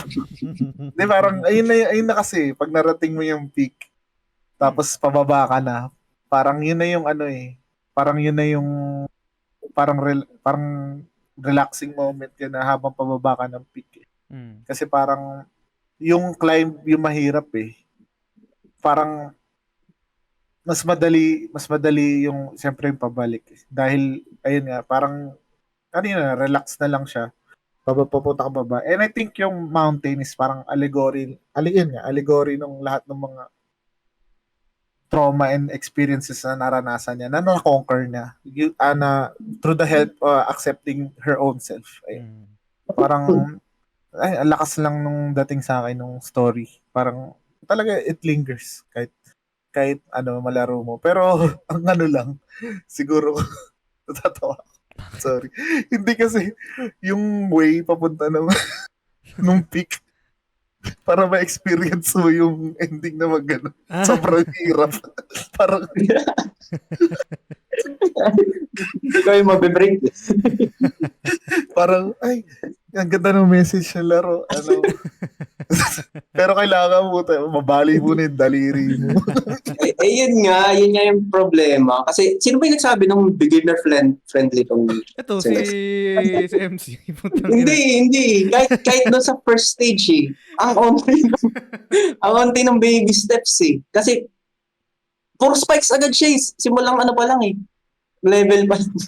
Kaya sabi ko sa'yo dito dati, nung sumuko ka sa stream, sabi ko, malagpasan mo lang talaga yung difficulty ng platforming.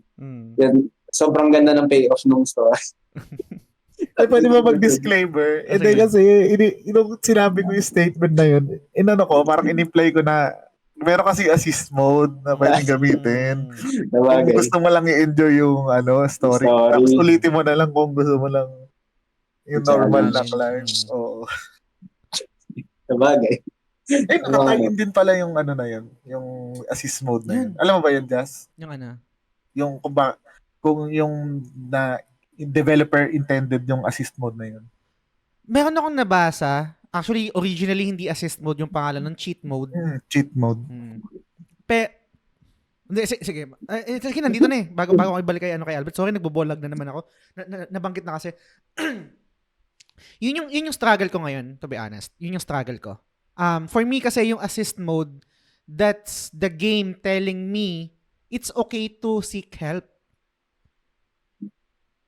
Minsan kasi ma-pride ako eh. Minsan pag meron kahit sa IRL, hindi kaya ko to, hindi ako hingi ng tulong. Kakayanin ko to ako lang. Pero yung assist mode, at least for me, doon sa basa ko doon, yun yung representation na okay lang, sige na, humingi ka ng tulong. Okay lang yan. Hindi yun kinababa ng pagkatao mo, hindi yun parang... wala siyang kapalit eh. Hindi yun. Hindi ganun yun. So, Ang galing din nun, for me, parang, minsan, I think toxic na trait ko. I think, ibang tao rin naman may ganun na parang ayaw mong humingi ng tulong. Gusto mo ng gusto mo munang parang itry ng sarili mo. Siguro itatie up ko rin dito yung merong winatch party si Norvin yung parang may tanong doon, what is the bravest thing that you did? Kinikilabutan ako. Sabi nung I ask for help. Putang ina. I forget yung title yung merong kabayo, merong mole ba yun? Basta parang animated siya na na short film What is the bravest thing that you did? I ask for help. Anyway, sorry, Albert. Dumadadala ako. Ikaw muna. Anong mo? Saan na ba Sa tayo? ending. Sa ending? Ayun. Sa story, yung buong story niya yung buong Celeste Mountain, hindi naman talaga siya yun di ba? Kahit iyan mo si Madeline, nung tinanong siya nung matanda sa una, bakit gusto mong, yung matanda ba nagtanong? Bakit gusto mong i-climb tong mountain? Sabi niya, hindi niya rin alam. Ayun. Kaya dun parang sa reflections, symbol lang pala doon ko na-realize na symbol lang pala yung mountain, yung Celeste Mountain. Sa mental, na after nila magka-resolve ni Badeline, parang doon na niya na-achieve na overcome niya yung mountain para sa akin. Yung dulo, parang bonus na lang siya na naakyat nilang dalawa. Diba? Yung ganun yung ending para sa akin. Tapos, ang sarap panoorin nung yung credits roll, yung sabay silang bumababa doon sa mountain na. Tapos naglalaro-laro pa sila, parang, ayun nga, nakita mong fulfilled na si Madeline na natulungan niya yung sarili niya, na-achieve niya yung para maging buo yung maintindihan yung sarili niya. Ang galing din ng sorry, babalik ako ng konti. Kahit yung kay Part of Me, Badeline, yung pag naabot mo siya, yung biglang magpo-propel kayo na parang pag ganun. Oo, ang ganda nun. Diba? Yung Na parang, inaangat siya. angat kayo. Na parang, kailangan kailangan yun, diba? Parang maaakit mo kung ano yung dapat mo akitin Kumbaga parang hindi mo kailangan talaga siyang iwan Buhan. Oo, hindi mo siya kailangan takbuhan. Lapit na yung di ba bilog yun? Tapos parang pag lalapit na rin siya mismo Parang ina-assist ka niya. Tapos yun nga, pag may mga, kunwari, mahabang wall na akiting ka, nandun siya sa pinakadulo. Talagang sakto lang yung Nakaabang. Galing ng pagka-design nila sa level. Lupit. Talaga integrated yung story dun sa laro. No? Di ko ang lubos maisip na pwede pala yun sa ganun. Masterclass. Parang ganun sa ganung genre. Yung mga simpleng detalye na ganun. Ang unang basa ko nga doon yung time na hinahabol mo siya. Tapos parang hindi, to be honest, parang hindi ka niya tinatakbuhan Do parang ganun yung style, di ba? Kasi nagagalit si Badeline, parang ganyan. Pero parang yun, ina-assist ka niya doon sa parang tamang direction Parang ganun yung, yung vibe niya. Pero, yun, napakalupit nung story. Pero again, I think magandang bigyan din ng bago natin tapusin yung episode, bigyan ng segment din itong part ng game na to. Alam ko napasadahan na rin natin, pero malaking part rin ng storytelling or yung heavy lifting nung sa game itself is yung music. So, Lena Rain, nabanggit nyo kanina yung favorite nyo yung Resurrection. Meron din isa sa akin yung number 1 ko yung Resurrections, tapos siguro number 2 is yung, I'm not sure kung maalala nyo, In the Mirror. Yung parang super eerie nito. Ni-research ko siya Yung In the Mirror, parang binack-mask pa yata ni yung boses niya. Yung boses ni Lena Rain. Binack-mask niya. Para ma-achieve yung ganung goal. Yung ganung parang eeriness na parang something na saan na-play yan? Sa Mirror Temple? Ganun. Saan ba ito part, boy? Nakalimutan ko kung saan part to 4 ata or 5. Hindi ko siya matandaan Hindi sa hotel yan Doon sa yan. Sa bandang latter 5 part ata. ito 5 ata. 5. Baka sa Mirror Temple siguro. 5 or 6. Tapos gusto ko rin yung isang music na yung magpe-play kapag natapos mo na yung the core, yung parang lumulutang ka na lang, yung parang alam mo yun, parang Parang dinuduyan ka lang ng ano. Ang sarap magtubi. Di joke. Tapos meron akong tangent dito. Sige, mamaya ko na lang sabihin. Mamaya na lang. Pero kayo guys, last thoughts dun sa music. Meron ba kayong mga notable na ano? Or parang another insight pagdating sa music maliban dun sa na-discuss natin? Ikaw muna, MC. Parang wala akong masabi kasi parang ang galing ni Lena rin. Ganun. Actually, na-discover ko na rin siya before dahil sa may mga track siya sa SoundCloud. Parang sobrang na-enjoy ko yung niya, yung arrangement niya ng music. Kaya no wonder na kinilabutan ako nung sa Game Awards nung tumugtog siya kasama yung orchestra. Nung yung unang theme yung tapos doon sa dulo, 'di ba, sa last chapter. Yun din naman yung theme, tas parang ni-reprise lang yung song eh. May theme eh. Parang merong callback from the first stage na parang even better eh kasi kasama mo na si Madeline. Ang galing lang, tangina, parang paano nila na-tie up lahat. Wala akong masabi sa music, sobrang ganda. And the sound design, yung mga simpleng dash sound. Tapos kapag yung pag nagtatraverse ka na parang sa space na parang yung jelly yung gano'n. Tapos yung tunog, yung mga simpleng gano'ng sound tidbits, yung pag sa pinball, gano'n. Tapos tuwan-tuwa ako yung kapag yung inuuntog mo yung parang yung may mukha. Parang tugin mo siya tapos yung gano'n. Tuwa ako sa tunog doon. Ang galing. Yun lang. Ikaw, Albert. Ayun. Yung buong OST ng Celeste. Grabe yung gawa ni Lena. Buti nga siya yung buong yung gumawa ng buhay. Kasi may siya, may anong tawag doon? Leitmotif ba yun? Hindi ko alam. Leitmotif. Yun sa first, anong tune. Basta nagagamit siya sa lahat eh. Almost lahat. Callback siya. Kahit doon sa Resurrections, meron siya eh. Tapos yun, parang doon may feel mo talaga na connected lahat ng may story. Tapos ayun, yun favorite ko yung Resurrections. Pangalawa yung Reflections, yung pagkalaban mo si Madeline. Tapos pangatlo yung yung nag-usap sila ni Tio after ng Mirror Temple. Yung paakyat siya gamit yung mga feather. Ang galing kasi ng pagkagawa nila. Una, parang isang instrument lang ginamit nila doon sa song. Tapos habang umakyat ka, nadadagdagan siya ng instrument hanggang sa pinakadulo, yung pinakabuo. Build up, no? Shit. Oo, hanggang yung nag-uusap na sila, tapos yun yan, nagalit si Madeline. Galing naman. Talagang may may ipapadama sa'yo yung kahit yung song. Nalaro mo ba yung mga B-side, Albert? C-side, B-side? Di ba maganda yung mga remix kasi noon, mga kanta doon. Kompleto ko lahat. Ganda din yung mga remix doon. Sige nga, pag-usapan nga natin yan. Hindi ko kasi nalaro yan. Mag-usap kayo. Sige nga, bigyan kami ng idea niya sa B-side, C-side niyan, tsaka dun sa sa farewell. Yung B-side, lang yan eh. Parang kung nabiting ka dun sa platforming ng A-side, yun, magandang gawin yung B-side. Yung C-side, para sa na talaga yun. Sa addict na sa baliw. Mga na yan, mga masochist na yun. Pag naiisip. Kasi yung B-side kasi, gaya siya ng A-side na per screen, nagre-respond ka pa eh. Sa C-side kasi, pag namatay ka, simula ka sa umpisa eh. Para siyang one-death playthrough. Although lang siya, tatlong screen lang naman siya mostly. Pero ang hirap.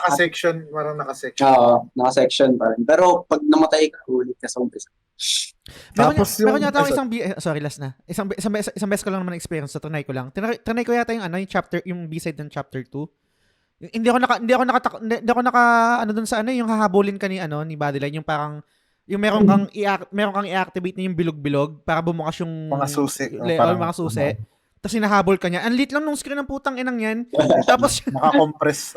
Tapos yung gitna niya yung may yung merong dimension, tapos parang kailangan mong mag-dash na papunta dito, tapos dash na papunta sa kaliwa, parang pasigsag na ganyan. Tapos, Diagonal, pa diagonal. Tapos meron pa dito sa kabila. Tatlo yun eh. Tatlo yung ano nun eh. Tapos yung isa parang jump ka lang ng sigsag na para makuha mo. Ayoko na ito. Fuck this shit. Wala na akong ano dito. Pero anyway, sige. MC tuloy. Sorry, na-cut off. Ayun. Transition ko na lang dito sa farewell. Diyos ko. Naano ko dun, nakalbo ko dun. Grabe. Lapit ka sa mic, MC, sorry. Ay, sorry. Ay, nakalbo ko nung natapos ko yun. Kasi required yung mga doon, Crystal Hearts. So, yung Crystal Hearts, ni-YouTube ko na lang yun. Pero yung experience ng putang farewell, hindi siya pataya. Farewell talaga. Parang ako yung nagka-mental illness doon. Parang bumalik. Hindi kasi bukod sa ang hirap ng traversan, ang mahirap kasi doon yung mga parts ng jellyfish eh. Kasi yung parang umbrella, sasabitan mo ganun. Sasakyan mo siya, parang i-hold mo. Pag in-hold mo, may parts na bibitawan mo siya yung ibabato. Bibitawan. Platform ka muna, tapos sasaluhin mo. Oo. Parang grabe. Buti na hindi naman. Naglalaro kasi din ako ng Mario Maker dati. Yung may mga level na pambaliw. Mga binakarga yung mga turtle, tapos ISO level. ISO level. Tapos ayun, yung traversal na sobrang hirap. Kasi nakaano siya by section. Ang mahirap doon yung Event Horizon eh. Pangatlo ata yun. Yun ba yung parang yung background, something na distorted? Oo, yun yata yun. Tapos, ayun, ang hirap nung, although maganda yung story, na ano mo ba, nalaman mo yung story ng Jazz, nung Farewell? Sige.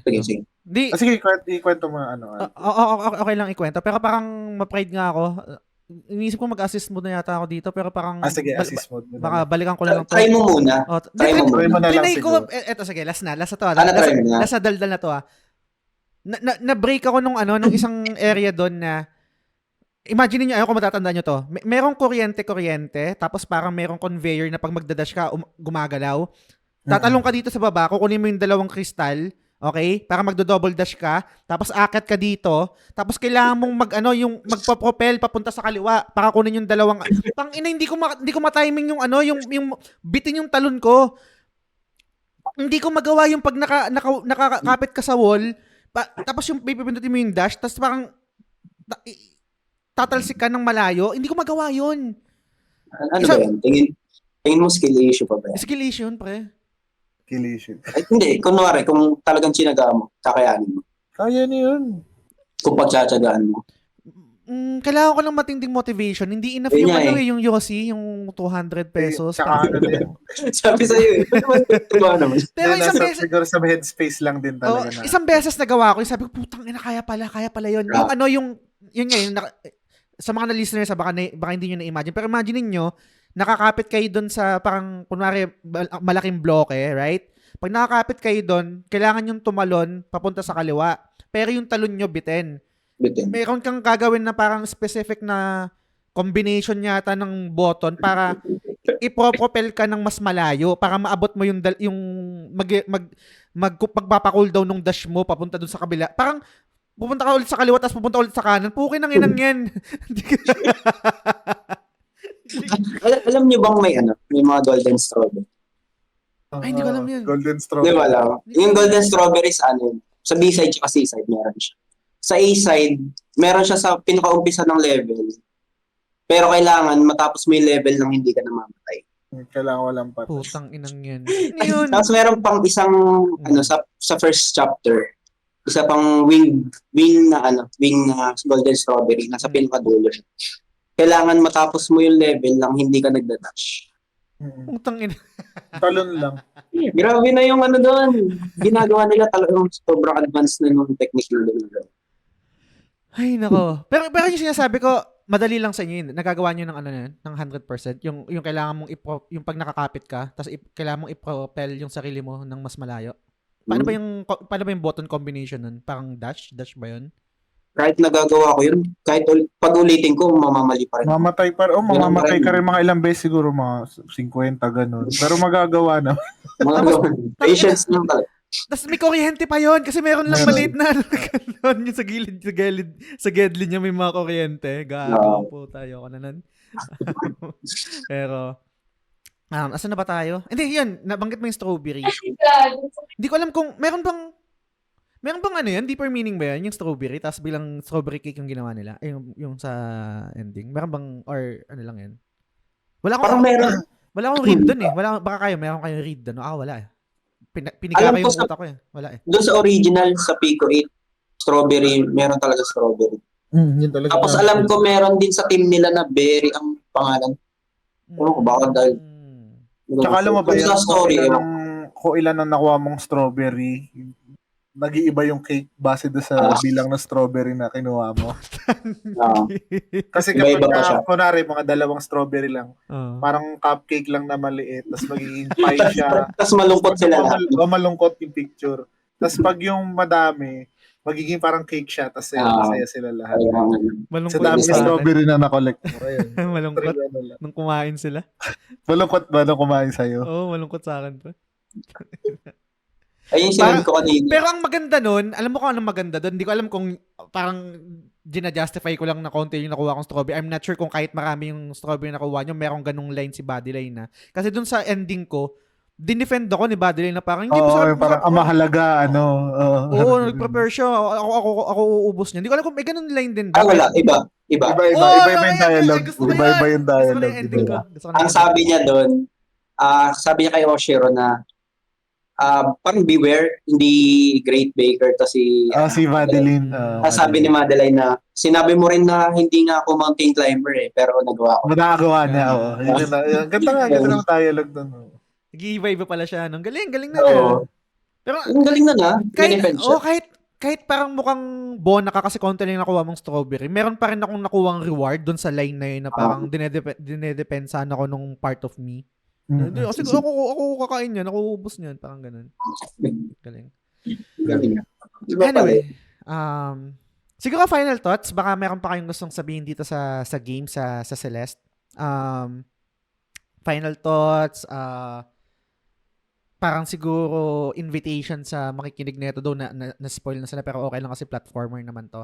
Ikaw muna, MC, bago tayo pumunta sa off-topic recommendation. Guys, I think you're missing out.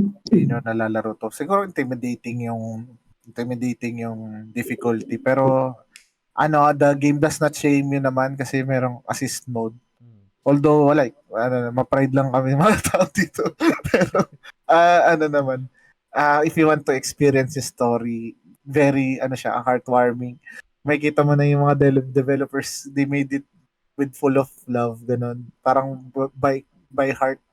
And yung love and care na dinuhos nila making the gameplay, ayun nga, gaya na sabi ni Albert na mga speedrunners din sila eh. Kaya alam nila yung mga TAS inputs, yung mga... Ano yun? Grabe yun. Ano yun? Yung robot, yung AI na nag-speedrun. Oo. Parang siya, naka-perfect program siya na na makakonquer yung mga stage. Alam nila yung mga nun. Kaya iniisip nila na possible kasi may mga ganun sa TAS. Ayun. Ayun, pinabusan talaga nila ng love and care yung game. Talagang masasabi mo na siya. Contender siya talaga kaya niya sumabay sa mga big hitters, man. Like ayun, Monster Hunter, Red. Talagang siya. Ayun parang hindi yung stigma kasi na indie game na nilalang lang. Parang siguro na yun. Hindi na feeling ko ngayon na yung naging up on the rise sila ngayon. Kasi parang nabibigyan na rin sila ng limelight. Spotlight. And I'm really happy for it. Sobrang saya ko lang. And the game itself, I hope na magkaroon pa ng mga gantong laro kasi yung Celeste is yung world niya and yung style ng laro sobrang ganda. And ito yung mga laro na kailangan mong malaro once sa buhay mo. Ayun, bago ka mamatay siguro para sa akin. And yun, happy ako na nakausap ko kayo regarding this game kasi bira lang din mga naka-interact ko na tao na naka-experience. And I'm glad na ma-share yung mga inputs ko sa game na to. And ayun, I hope na-enjoy nyo din yung game as much as I do. Nice. Meron na, bago ko iba to sa'yo, Albert, parang, Sige lang. hindi ko malala kung anong year to, nagtanong ako, nagpost ako sa page na parang, may chance kaya manalo ng Game of the Year yung mga ganitong klaseng game. I think, possible, kasi nangyari na siya sa It Takes Two. Diba, parang, Yes. hindi game lang siya. So, pero meron kasi, alam ko, unahan ko na yung mga kontra, kasi hindi rin ganun ka-strong yung lineup that year, right? Pero, I think kayang pumalag. Siguro kailangan lang nung mga, kasi may hirap din mag-demand sa tao kasi syempre you do you, pera nyo yun eh, 'di ba, kayo yung gagastos diyan. Pero kaya ko rin create tong segment na to ng TGS para at least ma-highlight yung mga ganitong klaseng game na usually hindi naman napag-uusapan. So, gusto ko rin i-take yung opportunity na to na kung may makikinig man ng podcast na to, tong segment na to, parang kung may alam din kayong indie game, i-ano nyo rin, i-recommend nyo rin. Mag-recommendan tayo ng game. Katulad nung, I think, yung susunod namin na episode nito, yung Love Is, casual game yun eh. Casual game, yung cozy game. Parang first time ko maglaro ng cozy game sa ngayong era, ngayong generation. Kasi dati, ang tawag doon yung kiklik mo lang, hanapin mo lang yung Mystery Case Files. yung ganun. Pero kahit ganun pa man, kahit napakasimple lang ng game na yun, I think merong audience for that. And I think hindi dapat silang i-dismiss, kailangan din nilang i-highlight kahit papaano. So yun yung goal ko dito sa segment na to. So yun, laki niyo yung Celeste and let us know. And again, kung meron kayong recommendation na tingin yung mga indie games na gantong kalibre, let's be honest, right? Meron din naman talaga mga indie games na parang bottom feeder. Yung parang, alam mo yun, parang Shovelware. diba? Na parang gets naman natin eh, right? Meron talaga, kahit nga AAA, diba? Meron ganyan eh. Pero meron din naman talaga yung mga nag-excel yung parang talagang gem. Tulad Hidden gems. Mga hidden gems, mga ganyan. So, yun, ikaw, Albert, last thoughts, overall thoughts, and siguro message sa mga listeners natin. Message sa listener. Yun, kung mag-judge or aayawan nyo agad yung game based sa looks niya, sa graphics, yun, you're missing out talaga. Testimony naman na yung yung na-nominate, lumaban si Celeste sa God of War, Red Dead Redemption, yung mga ganun, sa Game of the Year. So, kung bibigyan nyo lang talaga sila ng chance, talagang ma-feel nyo talaga yung magandang side din ng gaming, which is indie games. So, maraming olats na indie, yun na para-para.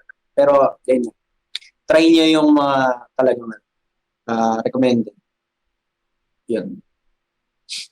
Ay, ko lang din, Sige, check nyo sa IG yung account ni Tio under the stars. Tio Meron? Under the stars. Oo. Parang nandun yung kwento nung POV niya nung nakilala ni Celeste. Parang puro pictures. Oo, ganda. Check nyo sa IG. Tio under the stars. Tio under stars. Ang kulit. Diba sinabi niya IG name niya kay parang gano'n, Instapics account niya kay Madeline.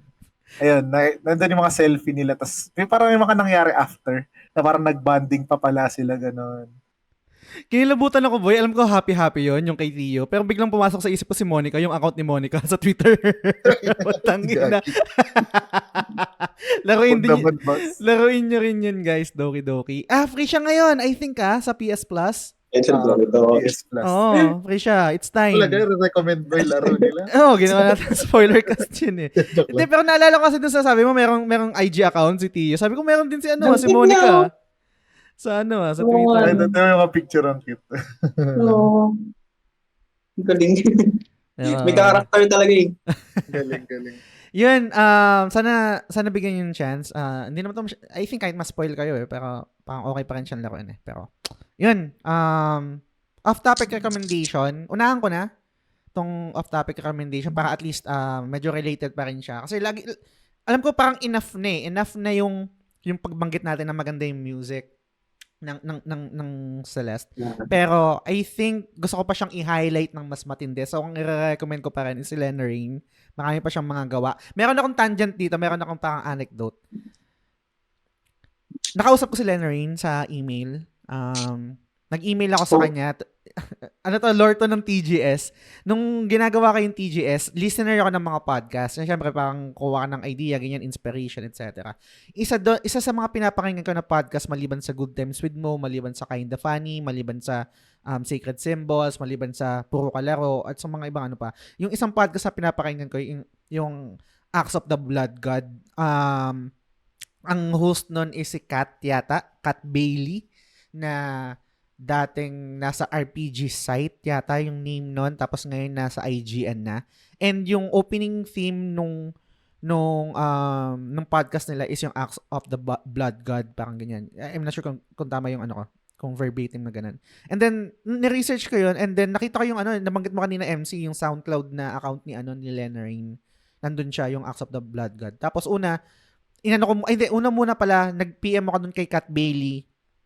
Hindi ko maalala kung Kat Bailey yung ano ba journalist siya. Editor-in-chief yata siya ngayon ng IGN. Sabi ko, sinong nag-compose nito nung intro nyo? Pwede bang malaman ganyan. Tapos yun, sabi ni Lena Rain. Hindi ko pa alam yung Celeste noon, kung ano yung hindi ko pa alam. So, doon siya unang na-discover. Kanina, gusto ko na mag-piggyback doon sa napag-uusapan natin. Sabi ko, hindi, dito ko lang siya babanggitin. And then, nag-email ako sa kanya. Sabi ko, Lena Rain. Ganyan. Siyempre, English yun. Sabi ko, big fan, ganyan. I just wanna ask if I can use your parang music for my podcast. I'm an aspiring podcaster, and I've listened to one of your tracks, yung sa Acts of the Blood God nga. Sabi niya, hindi na pwedeng gamitin yon kasi ginagamit na. And then sabi, parang tumawad pa ako na parang, how about other music na available sa SoundCloud mo?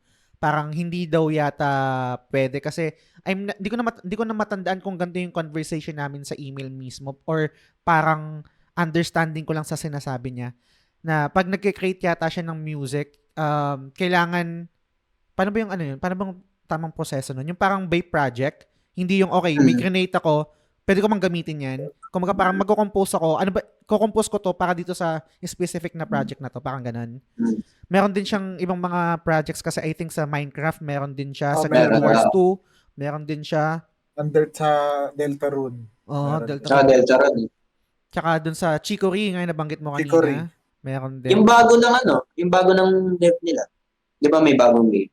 So, Lena Rain din, di ba? Hindi, yung wala pa, hindi pa nire-release. Okay. So, yun, follow nyo, or I think sa Spotify available yung yung mga gawa ni Lena Rain, and sa SoundCloud din niya. Lalagay ko na lang din yung link. So ko lang i-highlight to si Kurain. Kurain yung pangalan niya yata sa Instagram, kung tama yung memory ko. Kurain, ganyan. So, napakalupit na artist, na musician. Yun, MC, off-topic recommendation. Ayun, sa usapin nga nito, yung stigma ng mental health is parang hindi naman din kami mga expert on this matter. Pero parang based din naman sa experience yung mga namin. And total napag-usapan siya. Itong show na to kasi parang siya, very relevant din siya kasi parang he's trying to overcome yung anxiety, na social anxiety, panic attacks, and depression. Pero parang he has to keep it together kasi may minamanage siya na grupo na sports team. And ito yung Ted Lasso. Uy, okay.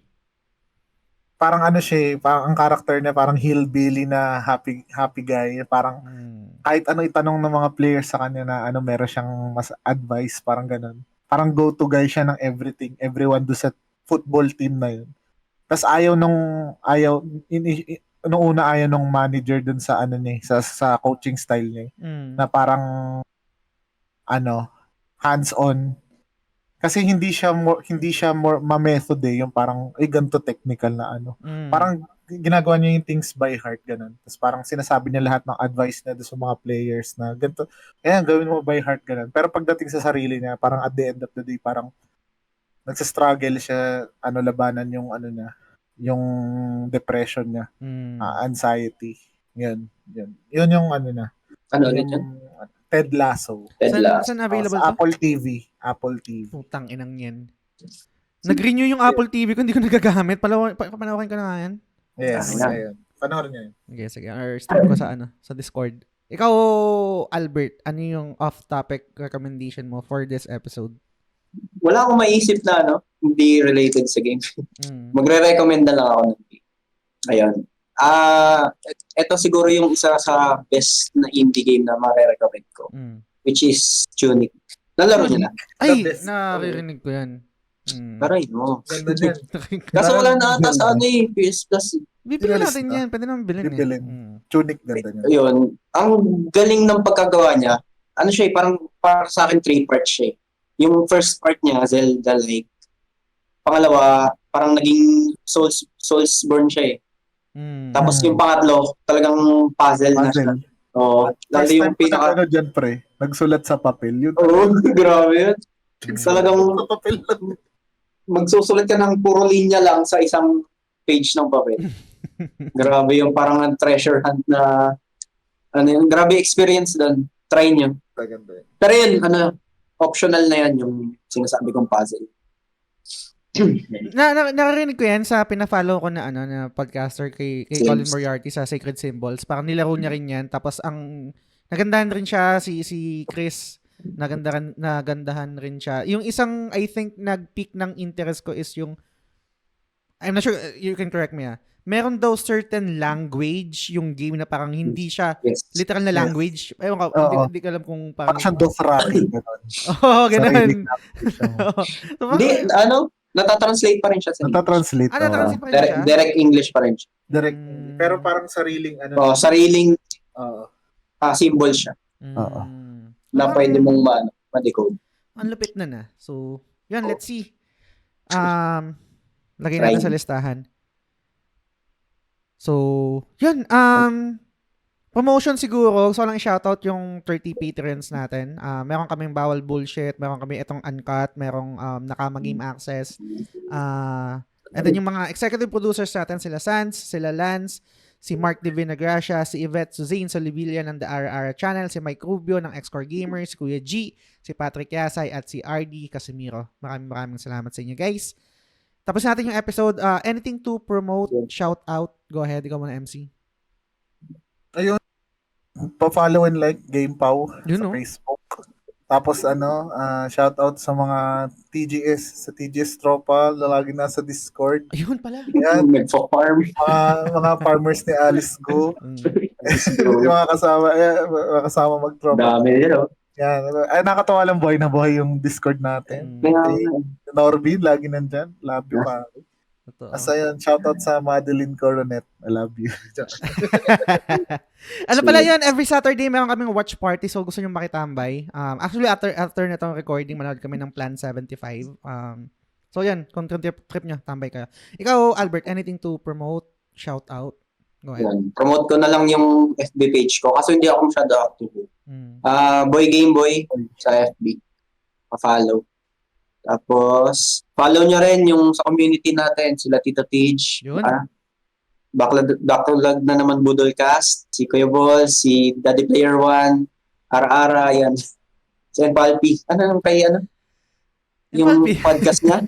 Yung podcast niya? Hindi, the alchemy of Alchemy Patla. Ay, freelance. Pa-follow. Ayun, sorry, nakalimutan ko. I-shoutout ko na rin yung PlayStation Pilipinas kung trip nyo. Join kayo doon. Tsaka PlayStation Trophy Hunters Philippines. Follow nyo din yun. Congrats kay Grim pala. Congrats kay Grim. Yeah, yung pa pala. Congrats kay Grim. Nagpa-farm pa siya. Baby. Iba-merge na para doon.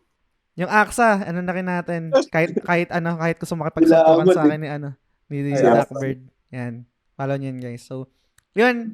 MC, Albert, maraming salamat sa time nyo. Yung tawag dito, pilot episode ng bagong segment sa TGS na IndieG. Wala pa tong logo, gagawin ko pa siya ng logo. kung anong maiisip ko. Pero yan, again, gusto ko lang sabihin na kung meron kayong recommendation na indie game na gusto nyong i-cover rin namin or laruin namin, PM lang kayo sa akin, sa TGS or kay Bonbon or kay Dre. Available sila sa sila sa Discord pero ako meron akong Facebook, ganyan. Instagram, or pwede rin naman kung basta mag-comment lang kayo pag nirelease ko yung episode na to. So, yun, sana ma-enjoy yung bagong segment na to. Hindi ko alam kung anong magiging reception nyo. I think I'm not sure pero sa Pinas, parang medyo hindi ganun kalaki yung audience ng indie game. Pero, pero yun yung goal right? Diba? Yun yung isang goal nung segment na para at least kahit pa break paano. the mold, para ma-break yung mold. Yes. Okay, ayan, para magkaroon kayo ng access. So yun, again, maraming salamat sa inyo guys. Maraming salamat sa pakikinig. Susunod na episode ulit. Bye! Ayun, mabilis lang to na post-show para sa Patreon. Hindi ko kayo natanong, parang naano ko kayo ang tawag doon? Yung sinatgan ko kayo sa parang gulpi-digulat na bagong segment to. Kasi parang baka in-expect nyo parang usual lang na spoiler cast sa flagship.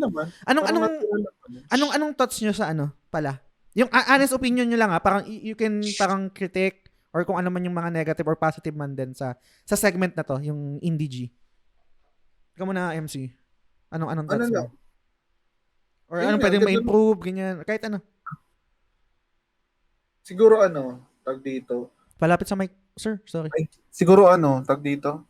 Hindi ko alam kung mas less dapat sa spoiler kasi parang ma-encourage nila ma-XP yung game.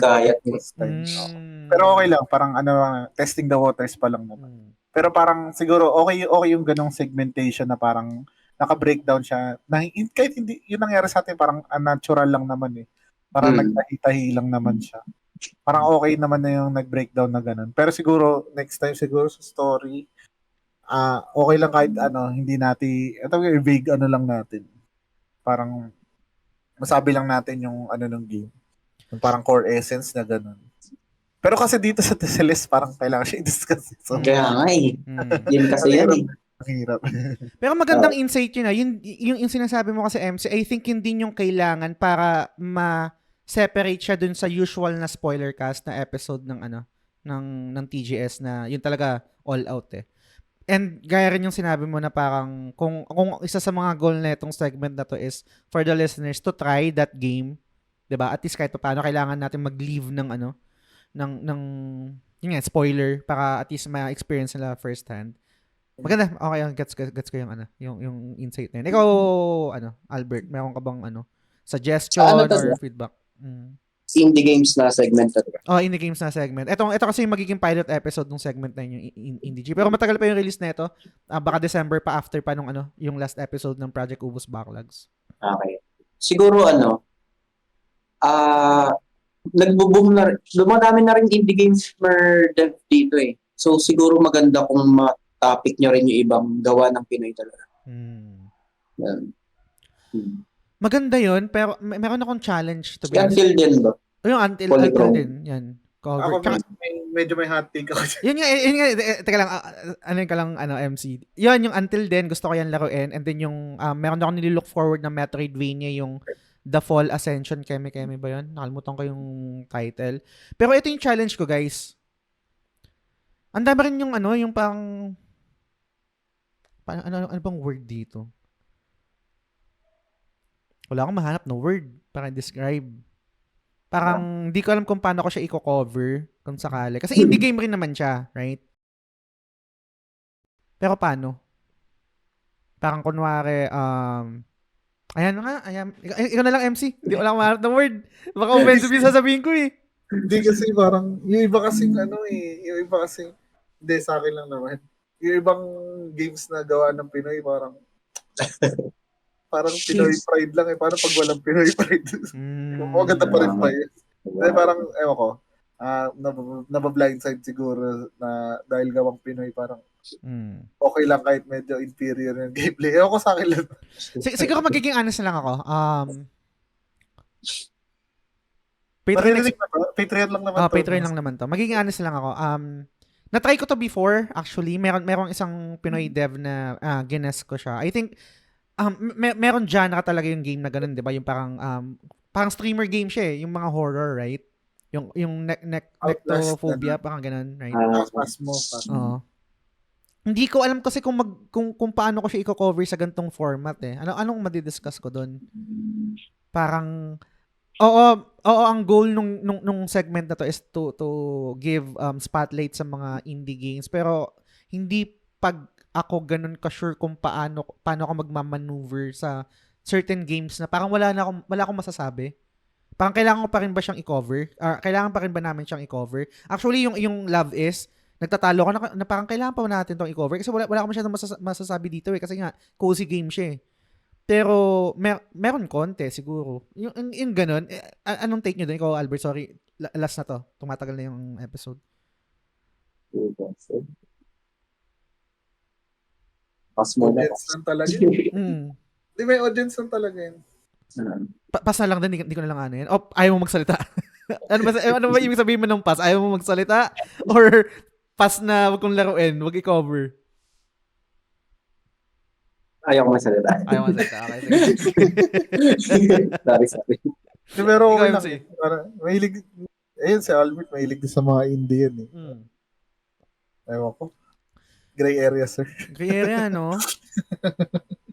Kasi ayaw mo naman na parang madjudge ka agad siya, right? Pero, kunwari, nag-enjoy ako dun sa game pero wala akong masasabi. Parang kailangan pa bang gawa ng episode yun?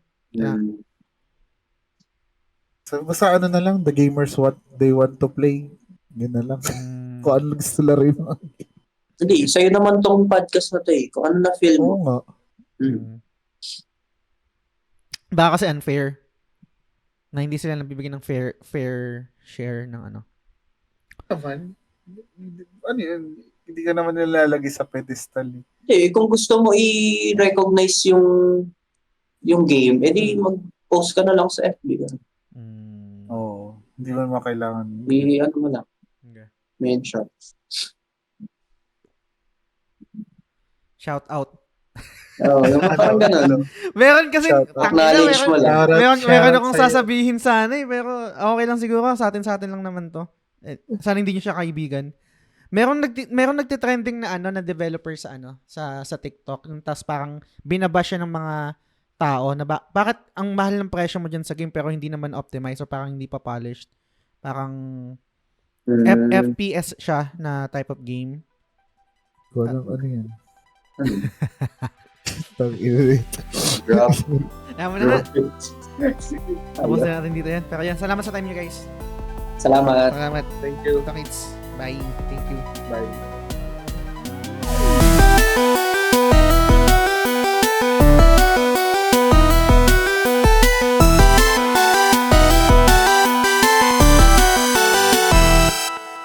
The Gamesulog Show is fan-supported at patreon.com/thegamesulog-show. The following names are current supporters and I'm eternally grateful for your kindness, support, and generosity. Sands, Lance, Mark Divina Gracia, Yvette Solivilla ng The Ara Ara Channel, Kuya G, Mike Rubio ng X-Core Gamer, RD Casimiro, TJ Balyares ng Backlog na naman Budolcast, Big Chungus, Bernard James Cruz, Jacob Francisco, Franz Galapon, Arnel Pableo, MC De La Cruz ng GamePow, Mark Gerald Dizon, Silbs, Mar Valencia, Bay Ian ng Master RCB, Macy Tang Balyares ng Casual Gamer vs. The World, Hey Kiko, Luigi Tumulak, Shalene Rivera, Edgy Weeb, Mark Paha, Ray Anthony Rivera, Ben, Dre, Leo Cavite, Tommy, Storm, Jean Velasquez, Ronette Macalino, Teacher Isa, Ezekiel 1, and